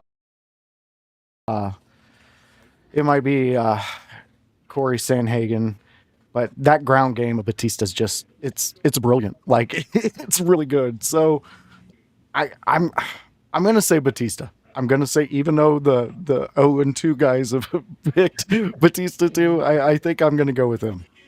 all right, man. Voice, I was not familiar with your game, man. Hell yeah. Oh, dude. You guys, we were saying we were going to do this, and then once the card finally happened, I had to look at the fucking card and get up to date because I knew Chris knows his shit. I don't want to sit here and look like the idiot just making dick jokes. I love it, man. So, all right, speaking of Gonzo, I want to ask him. So, this is a bantamweight bout. First off, tell me a little bit about the bantamweight division, and two, looks like Corey Sandhagen is number 4. If he does pull out this victory, what do you think that means for him? All right, Sandhagen, if he can win this fight, it'll set him up to get one of the top contenders again. He's 4-4 over his last 8, but he's fought nothing but guys that have been ranked top 3. Like he's been in that championship picture the whole time. So if they're giving him this younger guy that's on the rise, and this young guy's trying to make his name. Like I said, they fought before, but if Sandhagen can win this, I think he'll probably get another fight against one of the top 2 guys, and then might be in line for a title. With the bantamweight, it's a lot like the flyweight. You're going to see a lot of action. The guys get in there and they bang the whole time. You don't see a whole lot of slowing up in these lighter weight guys. Okay. I'm trying to remember who the bantamweight champion is now. Let me look it up real quick. Yeah, for sure. Okay, they coming out to the ring now. Okay, got it. Yes. Oh, Petr Yan is the champ. He's the champ right now. He beat Murad that last fight because that was a big surprise. Yeah, it was a big shock. Yeah, the bantamweight has a lot of good fighters in it. You got Yan the champ. Divashili's the number 1 ranked guy. You got Nurmagomedov is number 2. O'Malley's 3. Sandhagen's 4. What I think you'll see, honestly, if Sandhagen wins this fight, I could see you seeing O'Malley and Sandhagen fight. Okay, And what if Batista wins? that's a good question too. I think Batista would be in line maybe for like a either Umar Nurmagomedov or an O'Malley fight. One of them guys. I mean, if you beat the number 4 guy, who you'd have to go to either number 3 or number 2 next. You're not going to take a fight with somebody No. uh, below you. Not Yeah. after you worked your way up. So I think yeah, for Batista, if he can win this fight, it could get him. He's going to get somebody, one of the top 3 guys, if he beats top 4. I would say either O'Malley or Umar. So basically, the way it's shaking out, at least the way I'm hearing it, is this fight is actually super important for both men. Yeah. So I think you're going Yeah. to see a Petteryon and Murab rematch, and then I think you'll see O'Malley fight somebody, and the 2 winners will fight. So you could see O'Malley maybe fighting the winner of this. Yeah. So let me this might be a little naive because I think this card is really good, but it doesn't look like there's any, at least from what I could see, there's any championship gold on the line. Does that even matter? Like on it, like if you're watching a UFC card, do you see like if there's a championship bout on there? Does that kind of raise the stakes of it? It does. It just depends on to me, it depends on the matchups. I'm more of a match like going by who's facing who. Like tonight, McGregor and Holloway. Yeah. That draws me in, even though neither one of them are the champ. Sure, sure, absolutely. So like to me in MMA, it's more about the name than it is The necessarily title. and the Yeah, matchup style matchups, the matchups because you can by their styles a lot of times like hey, this fight's going to be a killer fight or oh this fight might be a little more of a snooze fest because of the way their styles match up. yeah.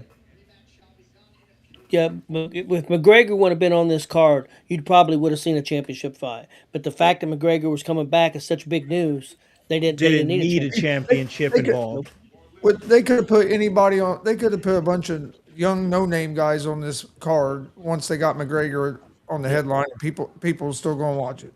No doubt. I feel that. I feel that. I respect what you're saying because the name value is what really matters in UFC for the most part.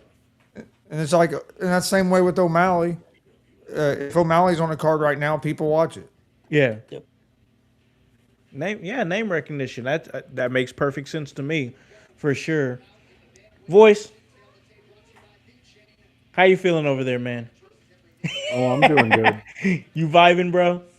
Yeah, I'm just I was listening to Chris's breakdown of this, For which sure, for sure. very good. And just getting ready for these guys to ding this bell so we can get these fuckers beating the hell Oh out of man, each other. that's the one bad thing about UFC is that all the time in between. Oh, I know. They That's fucking yeah. I remember They you could they guys. have the love whole. that time. They could have the whole show done by 11:30 if they wanted to, instead of it be like 1 because of all the. Yep. Yep.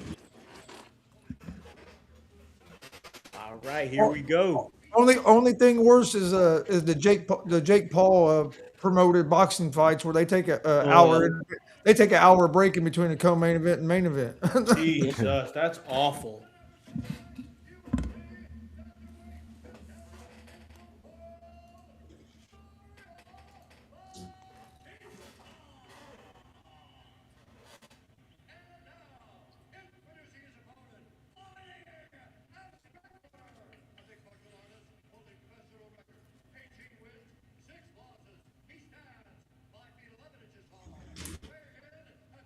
In the world.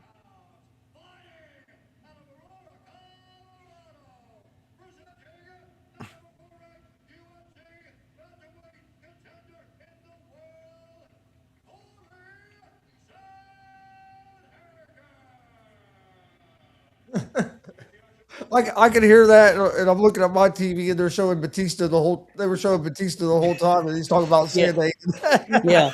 Yeah. Same for me. Oh shit.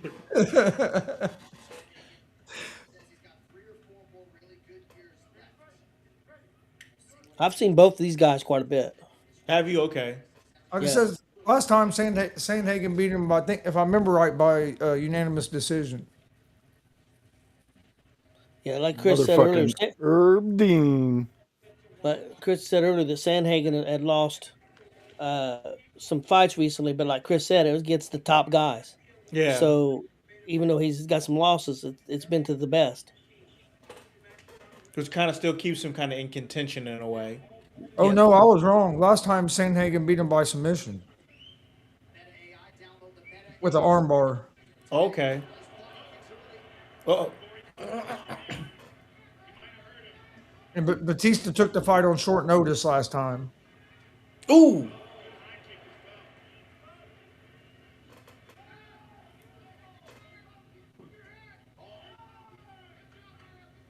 Oh.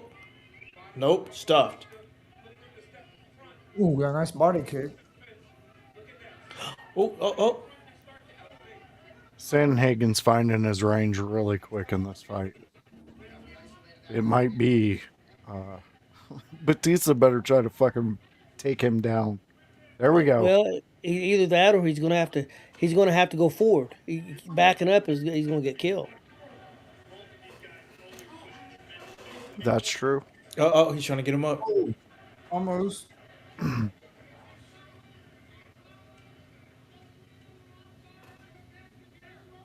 Yeah, he definitely don't want to get just a striking exchange fight. He has to be able to finish that takedown though. Yeah. Yeah, because he couldn't keep him down.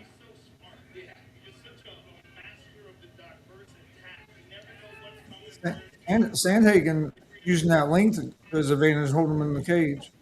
Yep. And that's smart for him. Yeah. There you go. Those little short elbows, right, when they're in the clinch, man, that'll get you right out of that little predicament. Oh, yeah. Create some space. Ooh.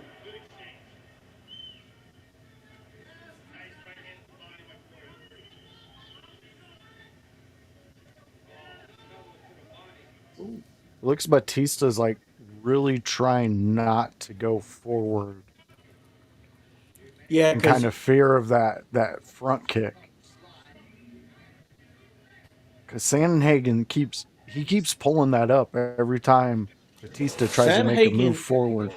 Yeah, Sandhagen is like straight, like he's lengthy, like long legs.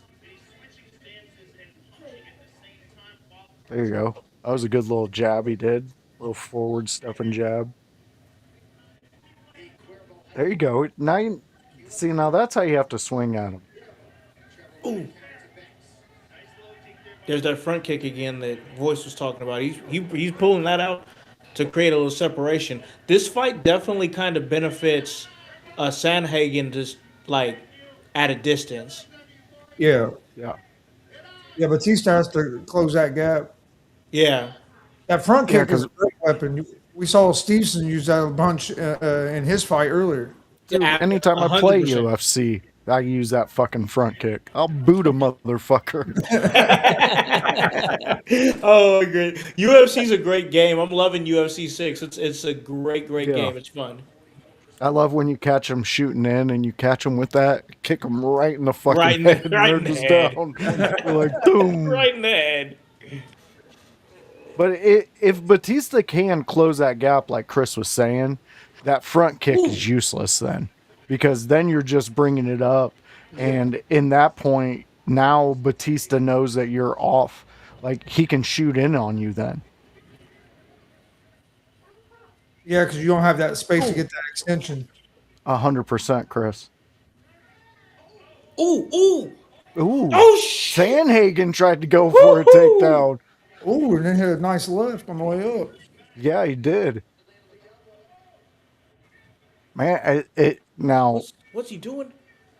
Correct me if I'm wrong, because you guys have seen these two fight more than we have, but it looks like Sandhagen in his fight camp learned to stuff them takedowns. Oh.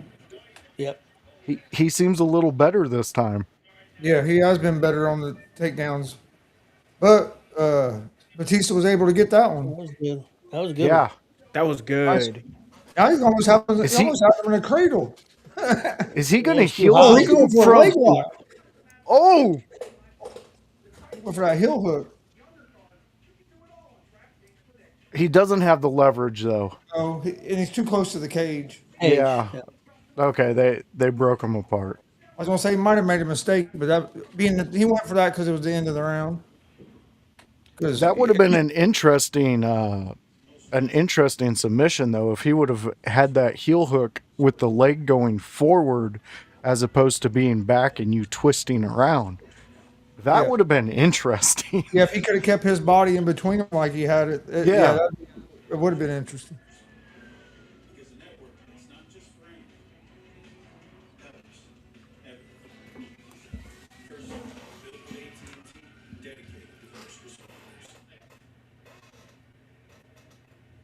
That's a pretty good first round. I thought so too. Yeah. I thought That was so too. that was a real good one. We got both fighters doing what they do best to finish fights. Who would with you give the first strikes. round to? Sandhagen. It was close. It was close. I was It was close. close. It was close. I say Sandhagen. But that last 30 seconds, Sandoval got the takedown and he got well, he didn't finish out a submission, but he got the fight paused into his Yeah. direction. Yeah, it made it close. It made it close. I'm gonna give Sandhagen just a slight edge because of the first couple minutes, but it's close. I don't think you could argue either way. If Yeah. If you said Batista, I probably wouldn't argue with you. I'm gonna give it 9-8 Sanhagen just because he dominated most of that fight. That's where I was at. A lot of that first round, it was kind of him. He had he stopped a few takedowns in that. Yeah, good point. But I think that first round did give Batista a boost because he seems a little more confident, a little more willing to step forward in his punches. Yeah, which he's got I think OG's been saying. I think he's got to step forward. He's got to go into it. He has, yeah. He has to close that gap like Chris was talking about. If he doesn't close that gap, that front foot is going to come out and it's just going to start caving in his chest. And every time he closes the gap, he lands a 1-2. Yeah. he does. So Yeah. I don't understand. Maybe it was just first round jitters trying to figure it out. We'll give him that because towards, like I said, the last 30 seconds, he really started to bring it on to Sandhagen. I agree with you guys. I would lean Sandhagen the first round. Slightly. I mean, Just like slightly, slightly, yeah. There you go. Take that front leg out. I like Batista's he's moving forward. I like that he's moving forward more. Yeah, and that last kick he just did to Sandhagen, Sandhagen's knee went a little to the side, and it's all to do, like Tony said, coming forward with those strikes. Yeah. I didn't know if you guys noticed that at the end of the first round, after he had tried to go for that hook, and when they come back up, Sandhagen was walking a little funny. I noticed that too, OG. I swear I noticed that. They stretched his leg to the Oh, limit. he probably hyperextended his knee. Yeah, he's doing some damage. That shit hurts. But it's smart for Batista though to focus on that like he has been in this round with those pretty stiff kicks. But we have Batista's opened up a little bit right over the right eye. Yeah, I feel like you take out a guy like Sandhagen's base because he's he's a lot of leg. Like you're gonna take out his mobility, obviously, and like you have an advantage because he has that. He might have a busted wheel. That gives Batista all more right to hop in there and just be aggressive. Yeah, he's got to stay aggressive. I think if he gets aggressive, he'll win this fight. Yeah, I agree.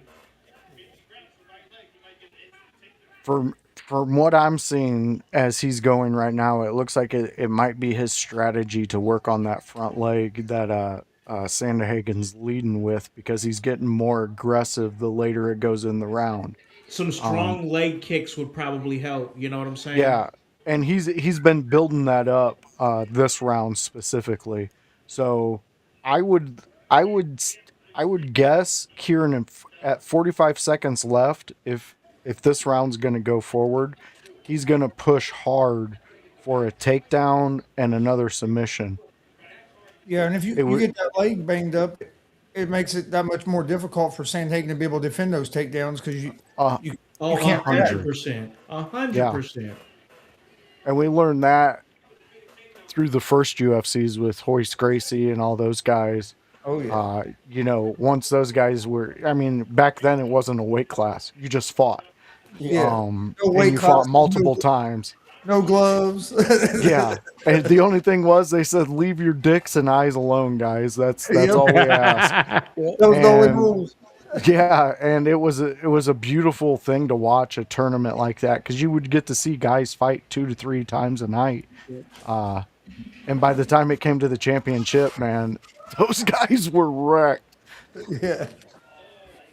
We watched every one of them back then. Me and Dad used to Oh. get all those when it first started. I Dude, wish I it was used to. I wish it was still like that. I understand they had to change it for it to get big because they would have never got sanctioned and stuff. But it was Yeah. awesome when it first the way It was amazing. 2 rounds. We're 2 rounds in. Oh man, this is great. This is In Your House's first ever UFC watch along, teaming up with Gonzo Sports Room, Gonzo's Wrestling Room, man. And listen, if you want, this is gonna be a good opportunity for us to once again tell you guys about www.inyourhouse.com. Make sure you guys check that out. If you go to the friends link there on the website, you can go down. You can see our friends like Ribshot and his amazing animation that he does. You can see the badass construction worker and all of his viral videos. And you can see our friends over on Gonzo Sports Room, Gonzo Wrestling Room. Follow them in everything that they are doing, putting in a whole lot of hard work in the podcasting game. And yeah, we're just putting in a lot of great work here at In Your House, putting it all together, voice. And listen, we still have a Sunday house party tomorrow, man. That we do, and we'll be able to talk about this experiment that we're doing. We're into the 3rd round now between Sandhagen and Batista, and this has been a pretty good fight. I would have to say each round has been one to the other, so I would say this fight's pretty equal right now. Yeah, I agree. I think whoever wins this round is going to win the fight. Yeah, It sounds like something good's happening over there. I know. I'm glued to it to wait. Oh, oh, oh, oh, oh, oh, oh. Let's go! Yeah, come on. Let's go! Finish it.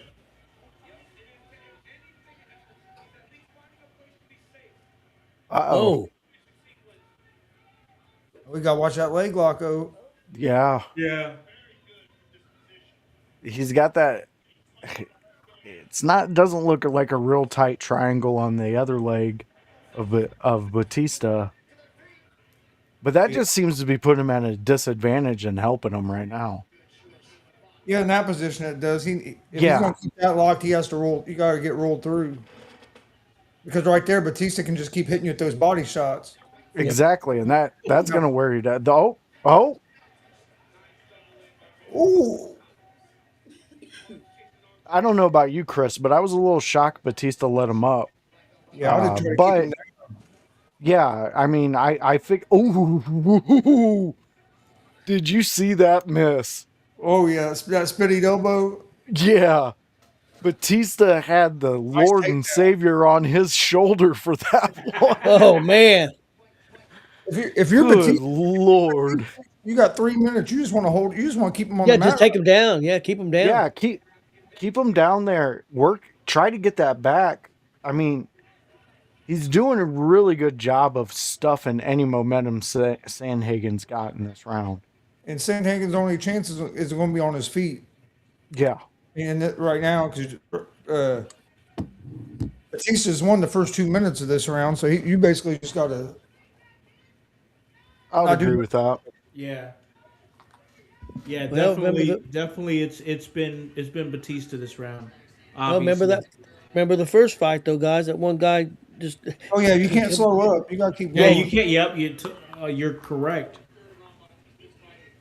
Yo, King Green was getting his ass beat for 2 minutes and 50 seconds and won the fight in 10 seconds. yeah. Man, that was insane. I thought they called. I didn't think that was a good call. I Yeah, I don't thought think he they should called have stopped the fight. I'm on OG side. I think they should have kept going. That was at the very end of the round. it. I But think I think Sandhagen's getting a little tired, guys. you know what I say? Yeah. He is. Batista almost has Sanhagen to that breaking point. If he keeps dragging him down, don't let Yep. him back up. he- Those arms are gone. yeah, Yeah, He looks tired. yeah. He's gonna need to find like a super burst of energy because right now it ain't looking good for him. And I think the catalyst for that, guys, was that leg hook. You mean the They, one Well, you when they, you might were be limping right. in like the first round? yeah, I think that changed things. Yeah, you know what? Oh shit! You know what, OG? I think you're 100% right because everything changed after that first round when he came up limping. I love it. I love how Batista's just staying on that takedown. Yeah, Yeah. Just pressure, man. Just forward pressure. and this is all And he it's needs to do. oh He's already won the round. They even threw his head right against the cage. Yeah, yeah, he smashed his head on the cage. god Oh, damn. he, say they could just try Oh to peek. shit! Oh shit! That had to hurt. I know Yeah. that's Oh, got that had to mad hurt. over it. Yeah. That had to hurt. Fucking Jared Leto out in the fucking crowd yawning. You weirdo. Go back to your island.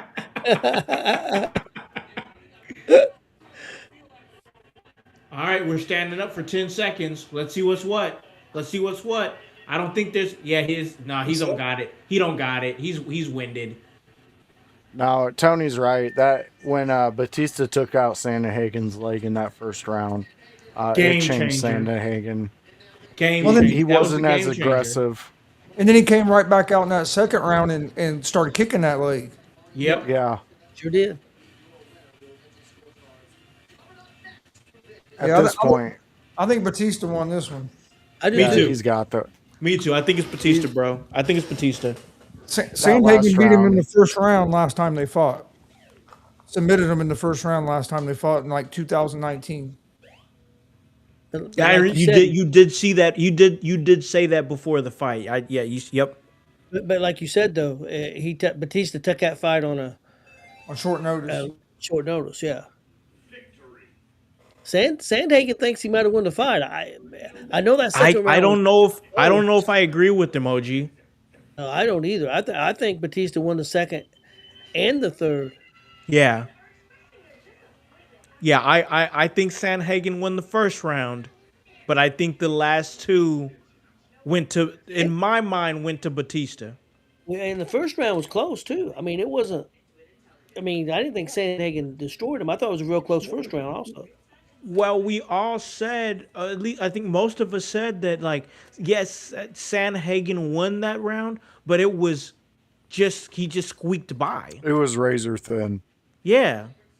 That last 30 seconds, Batista really turned it on. And if I was a judge, that would be a big thing in my book. But again, Sandahagen improved by the stuff and the takedowns. And I think that's important to put into that first round because it took quite a while for Batista to take him down in that first round. Yeah. All right, boys, it's about to be decision time. Here's the official decision. I'll wait until you guys see it. yeah, you'll see it a minute before us. Yeah.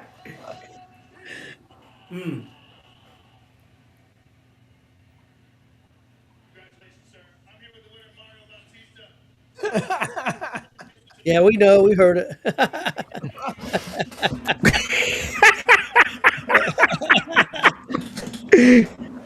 Well, we finally got. I tried to play it cool. I was like,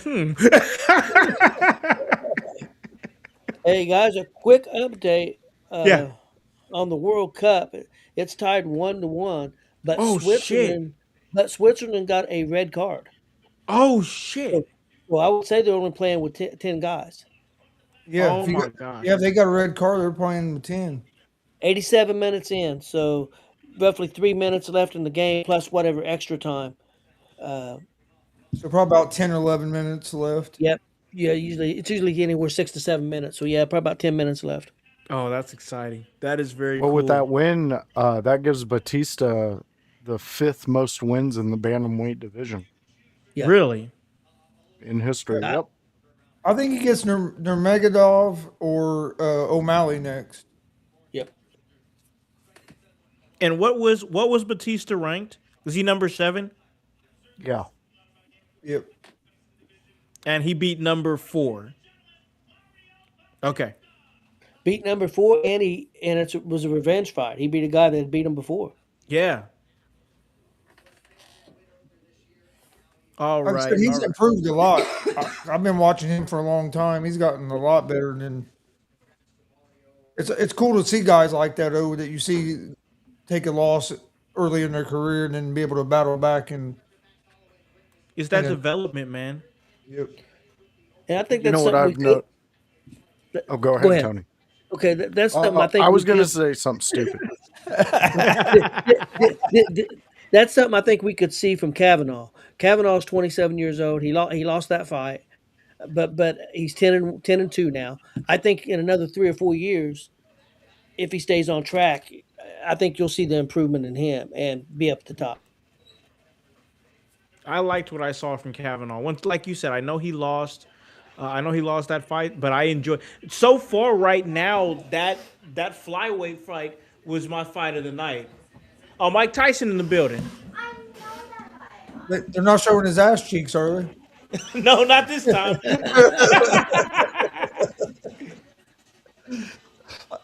That shit was crazy. I was like, don't do that to that man. Come on.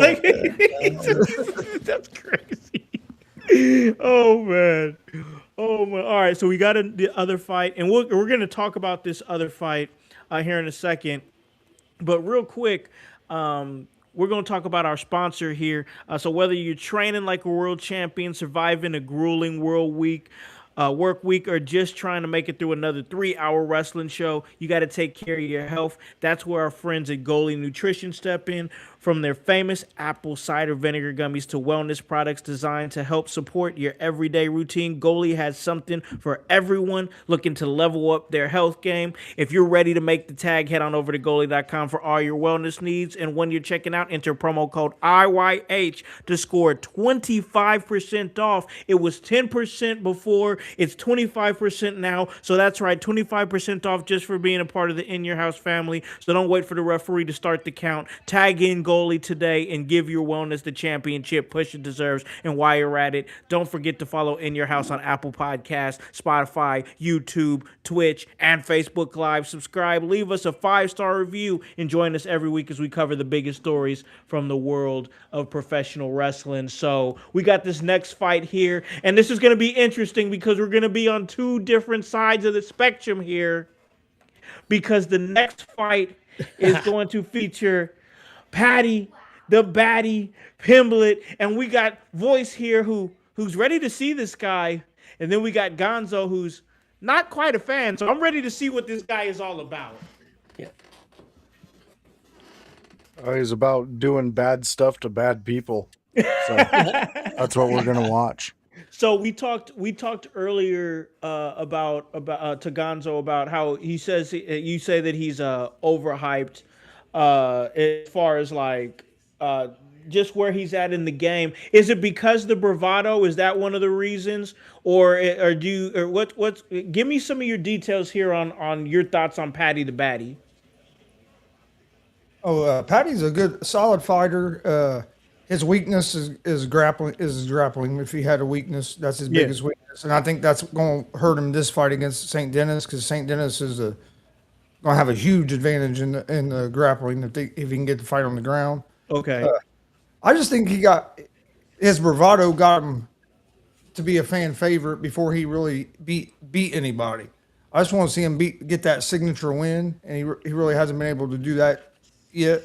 He had his first loss last fight, so I'm not, like I'm saying, he's not a slouch. Dude's a good fighter. He just isn't my favorite. But I think St. Dennis is going to be. I think St. Dennis's grappling is going to be the difference in this fight, and that's why I think St. Dennis is going to get the win. Okay, okay, I hear you on that. So, voice, I know that you were saying you were kind of excited. Is the bravado why you're excited about this guy? I know you're a big 5 minutes guy, and it sounds like this. I haven't seen him, so that's why I'm asking this question. It sounds like this sounds like a take your 5 minutes type of guy. I know you say you haven't seen him fight before. What are you excited for from this Patty the Batty Pimblett? Yeah, I mean it is his bravado. I mean that's why I'm here for Conor McGregor. Oh, It's same, that same. guy who just stands on shit and talks shit, and he can get in the cage and he can throw some heavy haymakers. I've not seen Patty in UFC. I've seen him in other things overseas and Sure, sure. different promotions. Also, I like the guy. I mean, I've been following him on social media. The dude's like a really sweet, nice guy who, like, if his dog takes a shit while he's out on a walk and he forgot to grab the bag, he will go up to the person's house and be like, "Hey, do you have a bag so I could pick this up?" And they're like, "You're fucking Patty the Batty. You don't have to do shit. No, we'll get it. Don't worry about it." And he's like, "No, I'll feel really bad." I like his bravado. I like the way he carries himself. And the dude does have some knockout power. Chris is right 100%. If this gets into a grapple fest, we might as well be not listening to a word I say because then Patty the Batty will not be Batty. But I like the way he carries himself. It's a fun sport. This is a sport where men and women get into an octagon after training their whole lives to just beat the hell out of somebody, and they do this. So for anybody to do that, that's an amazing feat. But again, to bring that flair, that's why I like Sugar Ray back in the day. I mean, the dude was he talked shit and he beat the hell out of you. Muhammad Ali talk shit, beat the hell out of you. Those are the things that I like, and Patty brings that. Some devastating knees. If he can get a strike with them knees, we might see some blood. Man, I'm excited for this. This once again. It's almost like the ECW watch along a little bit, voice, when we did it. I haven't watched UFC in a long time, but I know I wanted to get into it, and I'm happy because I feel like I surrounded myself with the right panel of guys to kind of get me hooked in and kind of figure out what's what. So let me throw it to OG here. OG, we talked a lot about Patty the Batty. Let me get some of your thoughts on this fight. Who's a favorite for you? And do you have any thoughts on St. Dennis? St. Dennis is good. I've seen him fight a lot. He's only lost 3 times. Uh, but I'm going with Patty because I think if Patty loses this one, goes to 2 losses in a row, I think that he's going to be on a downward spiral. Not that he can't come back from it, but I think I honestly think it's a bigger fight for Patty than it is for St. Dennis. So I think it's a must win for Patty. So I went with Patty, but I do know St. Dennis is very good on the ground, and if he can survive Patty's, I think he's got to survive that first round. I think Patty's Okay. going to come after. I think Patty's going to come after.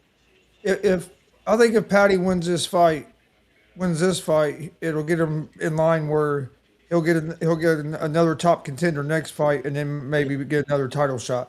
Because in all fairness, his only loss is to the guy that just won the belt at the White House, Justin Gaethje. That's who his one loss is to. So it ain't like he got beat. He didn't get beat by no slouch. Uh, Eventual champion. he got beat by one of the best. Yeah. Yeah, Gaethje Gaethje. Gaethje had been champ before and then just got the title back. Gaethje's one of the best to do it, so he didn't get beat by a slouch. Yeah. Because Patty's good.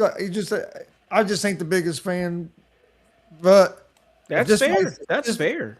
But if this fight right here stays on the feet the whole time, St. Dennis could be in some trouble because Patty is a good striker. Yep. I just don't know if Patty's going to be able to keep it on the feet. So, but yeah, it should be interesting. Yeah, and I'm St. excited Dennis for this. does have some big bombs that he can bring out too. Oh yeah, he has some power. So, but that reach, I think Patty's just his overall structure of his body is going to give St. Dennis a little trouble. I'm excited for this. I'm excited. I'm excited because hearing you guys talk about it is getting me excited because the contrasting of styles. If it goes this way, it's gonna benefit. It's gonna benefit St. Dennis. If it goes another way, it's gonna benefit Patty. And it's just gonna be so interesting to see where it teeters towards. Yeah, 100%. That's what I love about the UFC. Because we can talk all day long and we can have all our ideas and predictions, but at the end of the fucking day, these guys, they're gladiators, modern day gladiators. Fight can start, it can end in 10 seconds. Yeah, exactly. We're getting all analytical and everything, and it'll just be over. I'll never forget. I was so fired up for Conor McGregor and Jose Aldo back in the day. And I was a big Aldo fan. So fired up. That fight lasted like 6 fucking seconds. Yeah, dude. We was at a restaurant watching that. Yeah, a bunch of us all went out to watch it. Yeah, that was the first time I experienced that was when my grandfather and my dad and a couple of my uncles all chipped in for the Tyson Holyfield fight. Yep, I remember that too. When the ear bite happened, my grandpa stood up and threw his remote through his big screen TV back in the day. And I just looked at my dad, and my dad's like, "Get your coat, we're going home." He was so pissed at that fight. Hey, Dad, didn't you buy that pay-per-view? Yep. I remember us watching it. I think we had a bunch of people over. Everybody was mad. Dude, everybody in the world was watching that fight. Oh man. It was so huge. There was a boxing match I watched one night on HBO back in the day when they did their Friday night fights. And there was this big Russian dude. I've never seen him before. And he was going up against this another dude. And it was like the first 3 rounds, he just kept low blowing the other dude. The Russian dude just kept low blowing him. Finally, the ref was like, "We're fucking calling it." And then the entire arena of fans all flooded the ring. They were fighting each other. It was insane. I was like, "This is boxing. This is boxing." I remember that. You do, Tony? Okay, awesome. I remember that. Sure do. I used to watch a lot of the Friday night fights on HBO. Dude, that was my jam. Grandma and Grandpa had HBO at their house, and I was always over there on the weekends. And Dude, Friday night we'd be watching boxing. Chris, that's so funny because my mom had HBO, so every 2 weeks I would go over to hers for the weekend, and I'd get to watch the fights. Dude, that fight! I remember one of those trainers.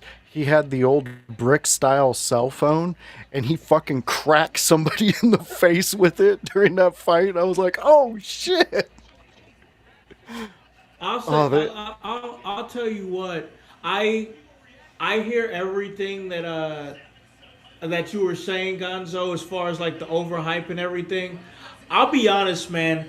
This Patty guy, I like how lighthearted he is, man. I'm liking this, man. I gotta tell you, I'm liking him. Dude, he's a vibe. He's a vibe, and Chris just doesn't vibe with him, and that's okay. And that's okay. But I like it. I like his energy. I like it. Yeah, hey, he has the crowd going crazy. Yeah, he always does. I like it. I once again, it's the wrestling in me. If you have that energy, that bravado, I might like you, man. It's the same reason I like Conor McGregor. I like those larger than life guys. And that's the thing. I'm usually a fan of the guys I have like that because, like, I'm a big Nate Diaz fan. Big Diaz brother guy. But for some all reason, those guys are proven already. You said it yourself. This guy hasn't had a fight in which you validate him in proving that he's here, and that's completely respectable. Fair. Yep. Yeah, that's fair because you're going with the amount of work. I mean, for me, Mike Tyson having a great time doing the same thing he's doing. I'm like, you won me over, dude. You have won me over. Yeah, like I'm a like, honestly, no matter what happens in this fight, I think I'm a Patty guy. Like, fuck, I like it. Dude, Patty the Batty is a vibe. Tyson was having a great time. Yeah. But like I'm it. also a That's huge cool as Nick fuck. and Nate Diaz fan too. I think Oh, those brothers are UFC. I started watching Nick back in the Elite XC on Showtime. Before he, That dude, that's the first time I seen him fight, and then he got to UFC, and then Nate. I started watching him on the Ultimate Fighter show. those guys, man.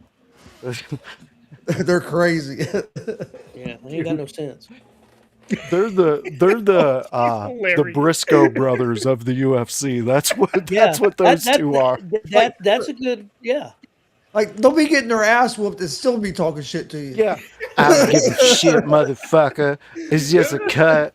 I'll heal up Those tomorrow. people are those type of people are a different type of breed. The ones that'll get Dude. their ass beat and still talk shit. Those people are a different type of fucking breed, bro. Dude, they are too. Like Nate got his. I love Nate, but he got his ass whooped his last fight, and then after the He fight, did. looked at the guy and said, "We're gonna do it again. I'm gonna whoop your ass." Yeah. yeah. Nate was all about whooping the dude's ass. It was like, Nate, you were just in that fight, bro. Do you not remember? I don't give a shit. You got the weed. Yeah, he's took a lot of punches. He may not know. Yeah, you're 100% on that one. Well, they used to do a lot of bare knuckle fighting. Him and Nick. I'm surprised he ain't signed up for that bare knuckle fighting. Yeah, I'm now. surprised he hasn't been in the BKFC yet. I love that. I don't know how. So if you haven't seen that, you should check that out. What is it? Bare knuckle fighting. Oh no, I haven't checked that out. Yeah, Yeah, there's it's- steps above this. They Really? beat that. Every there's blood every match, knockout about every match. It's bare knuckle boxing is what it is. They box with no gloves. Where is this at? Where can I watch this? What's that channel? Because they got it Because I on a might channel. want to see that. I'm not sure what channel. I watch on That the low thing. key sound right up my alley. Yeah, BKFC's it's a fun watch. Let me we could talk about it after the show. But yeah, I'd like to see where. Hell yeah, I'd like to see where we can find that at. Have you ever seen those where they put two people in a car and they have to fight each other to get out? No, what the fuck? I haven't seen that, but somebody was talking about that on the 4th of July. Somebody was talking about who was it? Oh, it was my cousin. He asked me if I'd seen it. I said, no, I haven't seen that yet. I'll have to check that Dude, out. that's just some wild shit. I seen this one bitch. She did a triangle choke while her head was being shoved under the steering wheel Oh shit! in the driver's seat. And she choked that bitch out to where she was like, oh, she's just like, yeah. It was wild. I've never seen anything like it. That's crazy. Nightwing in the chat, he says, "Have you seen the one where they put them in a telephone box and they fight Yep. each other?" I've seen that one too. Where did Yeah, you I get have the seen fuck that. is Fucking wild. Yeah, fight in the phone booth. Dude, wild as fuck. you ever seen someone get knocked out in a 3x3 foot space? It's fucking insane. Crazy. What are we doing, bro? They fold. What are Well, we doing? they have like team. There's ones that have like team cage fights where there'll be like three guys on each Yeah. team all be in the cage at the same time, just beating the hell out of each other. Well, Holy there was that shit. one guy who he fought the two women because they were talking all this shit, and he was like, "Okay, I'll take you two 1-on-1," and they came at him, and he picked up the one and fucking hit her with the other one, and fucking ended it. I was like, "Holy shit!" There's this one site I used to watch, and it was a Russian thing, probably on some dark web shit that we won't talk about. But they had actual like reality shows where they were hunting each other down. And they were actual, like, from what it appeared, unless they were great things, they were shooting at each other real live bullets. It was fucking wild. I stumbled across it years ago and never went back to that site, but it was wild. I never went back. Seeing it once was enough. Yeah, oh, it was. It was. It terrified me. I was like, is this a horror movie? And my roommate at the time, he's like, no, man. I stumbled upon this weird-ass Russian site. I remember I saw somebody get murdered. What the hell? Yeah, that's what I felt like.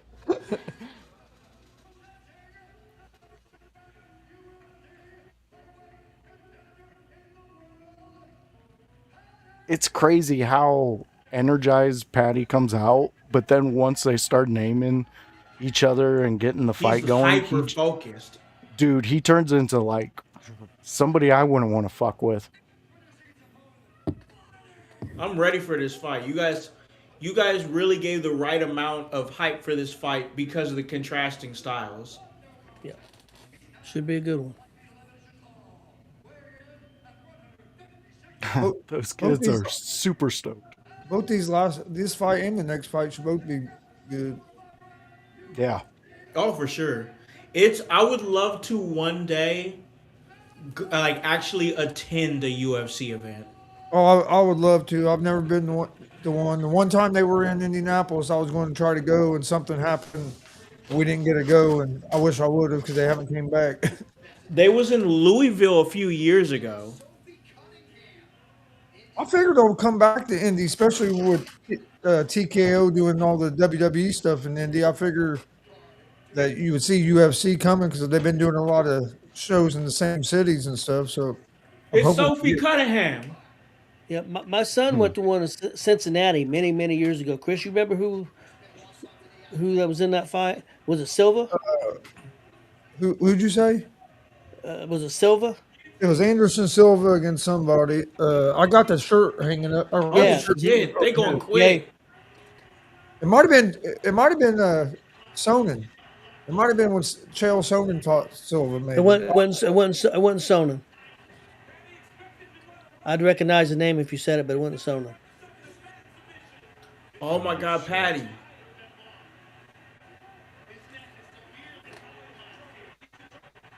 Oh, he's in trouble. Uh-oh. Damn. Patty hooked it. Oh, Patty. Oh, shit, Patty! Yeah, What? Is he gonna... I think he's got him, guys. Dude, look at him. Look where he's putting the feet. He's hooking that. You ain't getting out of that, Benoit. Holy shit! Patty, the Patty. It's over. Damn, I wasn't expecting that. Not that quick. Impressive. Gonzo! That's impressive. Gonzo! I'm going right to Gonzo. That's impressive. That was real impressive. I was not expecting that at all. Dude, I got nervous though when when Benoit shot in. I was like, "Oh fuck, here we go." Able to get that lock and not only get it, but he was patient and kept readjusting the lock on it to get it tighter and tighter. Like he did. That was impressive. He done that to perfection. That was real impressive. Oh my God! I'll give him his credit, and I'll tell you that. And I mean, that's a top 5-6 guy in the UFC. So it ain't like he done that to a slouch. No. No. Yeah. Not at all. Holy shit! And I love how you said that, Gonzo, because that's some of the biggest mistakes is when guys will get that early advantage where they have that submission, they try to overgo with it. Yeah. And he sat back, he waited, he let Benoit move around into the position. Yeah, I mean, he choked him out so much, Benoit had no clue where the fuck he was when he woke the fuck up. Even when he turned him, he kept the hold in tight. You know, and if you watch when they show the replay, you'll see him keep adjusting his lock as Benoit's moving and cinching it up tighter. That's a great pick, Chris. Ooh, that's a good shot by Benoit, but left that neck out there. Well, I think he almost rolled through. Chris, it was a good shot except for one thing. He was up against the cage. Yep. If he wouldn't have been up against the cage, he'd probably been all right. an open space, he would have had a little more time to work.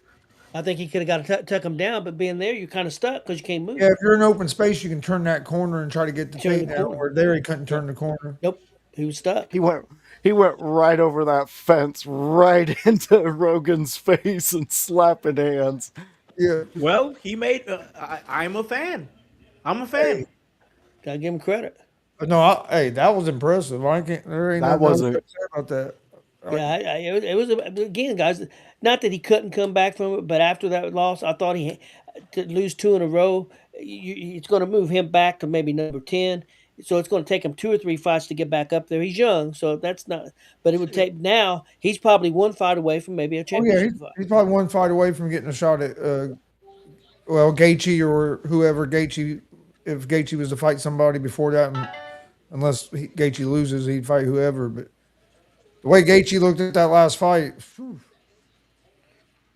Gaethje looked tougher than shit at the White House fight. Well, I think everything for that White House fight lined up completely. I think that was Gaethje's element. I think he was fired up. I don't know. I'm not saying he won't win his next fight. It was a huge upset. I think just everything aligned. Well, I don't care who Gaethje fought that night. If a man is standing in the room, the White House, reading the Declaration of Independence right before he walks out to fight you, you're probably gonna get your ass beat. I mean, that shit was crazy. Yeah. Oh man, I'm having a blast here. Patty the Batty wins in a submission in seconds. I got to tell you guys, I I really can't believe enjoyed that this. that was that quick. Oh, Yeah. that was crazy. You know, I'm so glad. Seriously, I'm glad that I picked this one to do our first ever because I'm already like Royval and Kavanaugh. I loved that. That was a blast.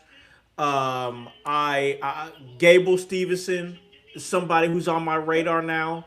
And now Patty the Batty Pimblett, somebody on my radar now. Like this is exactly what I'm looking for is like good matchups, characters and stuff. Kinda it's the you know what? It's the exact thing that OG always says. And it's something that stuck with me and it stuck with voice. I feel like I'm watching UFC with the UFC lenses on and I'm enjoying myself. Yeah. That's what you got to do when you watch any form of this entertainment. OG Tony he's just a wealth of wisdom, ain't he? Well, When he's been he's, around. you know, He's been here forever. yeah. And when the nurses aren't over medicating him and keeping him calm, making him look at fireworks, he's got some nuggets of wisdom out there. Well, I'll tell you what, the other day when you guys didn't pick the 4 horsemen, the nurses had to give me some extra medication. So I was pissed. I was pissed off about that. 4 Hey, horsemen is the greatest faction of all time. he We've was had this hey, argument before. he was mad. He came on our show that night and was talking about it. I love it. I love could it. tell from the chat he was a little fired up about Oh it. yeah. He's like, how these motherfuckers pick He these? said, I wasn't on the show, but I was in the chat. And I was trying to let him know. Marcus was right with me. Damn right, the 4 because Marcus has been around for a long time. Yep. Good old Marcus Fine. Good old Marcus Well, Fine. Hell yeah. Once I seen Tony put the infamous phrase, "If it wasn't for the 4 horsemen, none of these people would be Yep. around," I was like, "Yep, we got him going." But I'm like, how can I say that he's wrong though? Like, I can't say that he's wrong. But in all honesty, though, like the NWO, it changed the business. So It It did. did. you really can't argue it. Hey, House, that bare knuckle you can get on Fubu TV if Okay. you have that, or they have a bare knuckle channel. It's kind of like TNA stuff like that. I think it's Yeah. $7.99 a month, but you got all kinds of bare knuckle stuff. Okay. They really See, A lot of I'm- the guys that used to fight in the UFC are go over and Yeah. fight BKFC. really? Yes, bunch of them have. Yeah, but now the app that I have, me and Chris has got, you get all them bare knuckle on there too. Okay. Okay. And And not only that, well, since we mentioned the HBOs and stuff earlier, you get all the HBOs, all the Cinemaxes, all those channels. Okay, hell yeah. Oh, see, I'm enjoying this. Yeah, as you guys know, I'm crazy over professional wrestling, love it. But I I'm enjoying the crossover into creating content for some other things. Starting here with the UFC, we got Nightwing in the chat. He says, "Do you Americans need subtitles for Patty's interview? His Scouse accent is so strong." No, I can understand what he's saying most of the time. He's Drew, I Drew like the Brees, vibe. Drew Brees at the game. Or Yep. at the Yeah, final game. I saw earlier Drew Brees was there. There you go, Lopez. You know, I've noticed in this UFC, it seems like cage fighters and drunk white club girls like to get tattoos about their life on them, like bumper Yeah. stickers of the world. Real quick voice over on IG. We have emotional artistry says watching from Augusta, Georgia. So we appreciate you over there on IG watching from Georgia. New listener. So we always want to shout out our new listeners, of course. So we appreciate you coming and checking us out. That's over on Instagram Live. Yeah, thank you for checking us out. Sorry that your comments don't pop up here. We have no clue why that does that. It's different That's for just IG weird. for some weird reason, but Yeah. I just want to make sure that we're showing love to people over on IG, especially a first time commenter. Guys, an update on World Cup. Argentina and Switzerland still tied. They're Still tied? at minute 104. So they're probably getting close to Extra this time. overtime. Well, they're in extra time now. No, I mean that no, they're in the stoppage time, and then they'll go to extra time, the overtime. No, they've already did the stoppage time. Oh, they're going to the halftime of the stoppage time or the extra Yeah. time. You're saying, Yeah, they're in the extra time already. And if you don't get somebody, then you go to the penalty kick. They'll take their little halftime, the extra time break, and then they'll play the last 15 minutes. And if nobody scores, they'll go to the penalty kicks. Nightwing says they're going They're going to penalty. penalties. Okay. This is great. I'm loving all this different. We got UFC going. We got World Cup updates. This is exciting right now. I'm loving this. Tony, I don't know. Oh, go ahead. I don't know if you know this, but Nightwing, he's a security guard at a soccer stadium over in England. That Yes. Robert Plant is part owner of the soccer club Oh, cool. from Led Zeppelin. Yep. Yeah. Yeah. That's crazy. It's the Wolverhampton Wanderers. England The got Wolves. fucking name. The Wolves. England got a big win today. That was a good game. I watched it was most of great. that game. Well, I watched most of the second half. I got home. It was in the second half, and I watched it and all the extra time. Hey, Chris, you know what England didn't win? Our independence. Fuck you, England. USA, USA,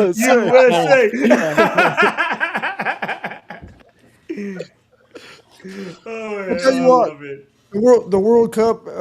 I've never watched soccer hardly at all, and I've watched a lot of this World Cup for the last 2 weeks, and so it's kind of turned me into a little bit of a soccer fan. Same here, Yeah. bro. Honestly, it A really lot is. of people Same here. say that happens. Yep. See, Nightwing loves it. He loves the abuse That's our that we boy, give man. him. He's our guy. That's our guy right there. Over there in the UK, he's representing In Your House UK. He's our correspondent over there. He's going to be attending. He's going to be attending All In over there at Wembley Stadium. So he's going to be representing In Your House and giving us some insight, giving us some videos there, sending it back. That's going to be so cool that we're going to have some In Your House representation over there, All In for Wembley Stadium. But I don't know if you guys saw this while we're waiting for the main event to go down. But OG All Out is going to be coming to Chicago Yeah. in late September. Yeah, I seen that. Seen that. That's gonna be interesting. I bet they're gonna put on a great show. I'm trying to be there, man. I'm trying to be there for that. Yeah, Glenn's going to TNA in Chicago, August Lockdown. 23rd. Yeah, Glenn he's Lockdown. goes going Yeah. to that. everywhere. What the Well, fuck does Glenn do to be able to afford all of this shit? I'll Not Is he have tell you. selling kids. his beehole No, pictures on the internet? no. Now, he might do. Hey, He he might do might that. be. He might be doing that. He said he might be. I know Chris popped in from the side and was like, "Hey, wait, he That's a might be." meme. So That's a meme right there. He he'll go by. The dude's the luckiest dude in the world.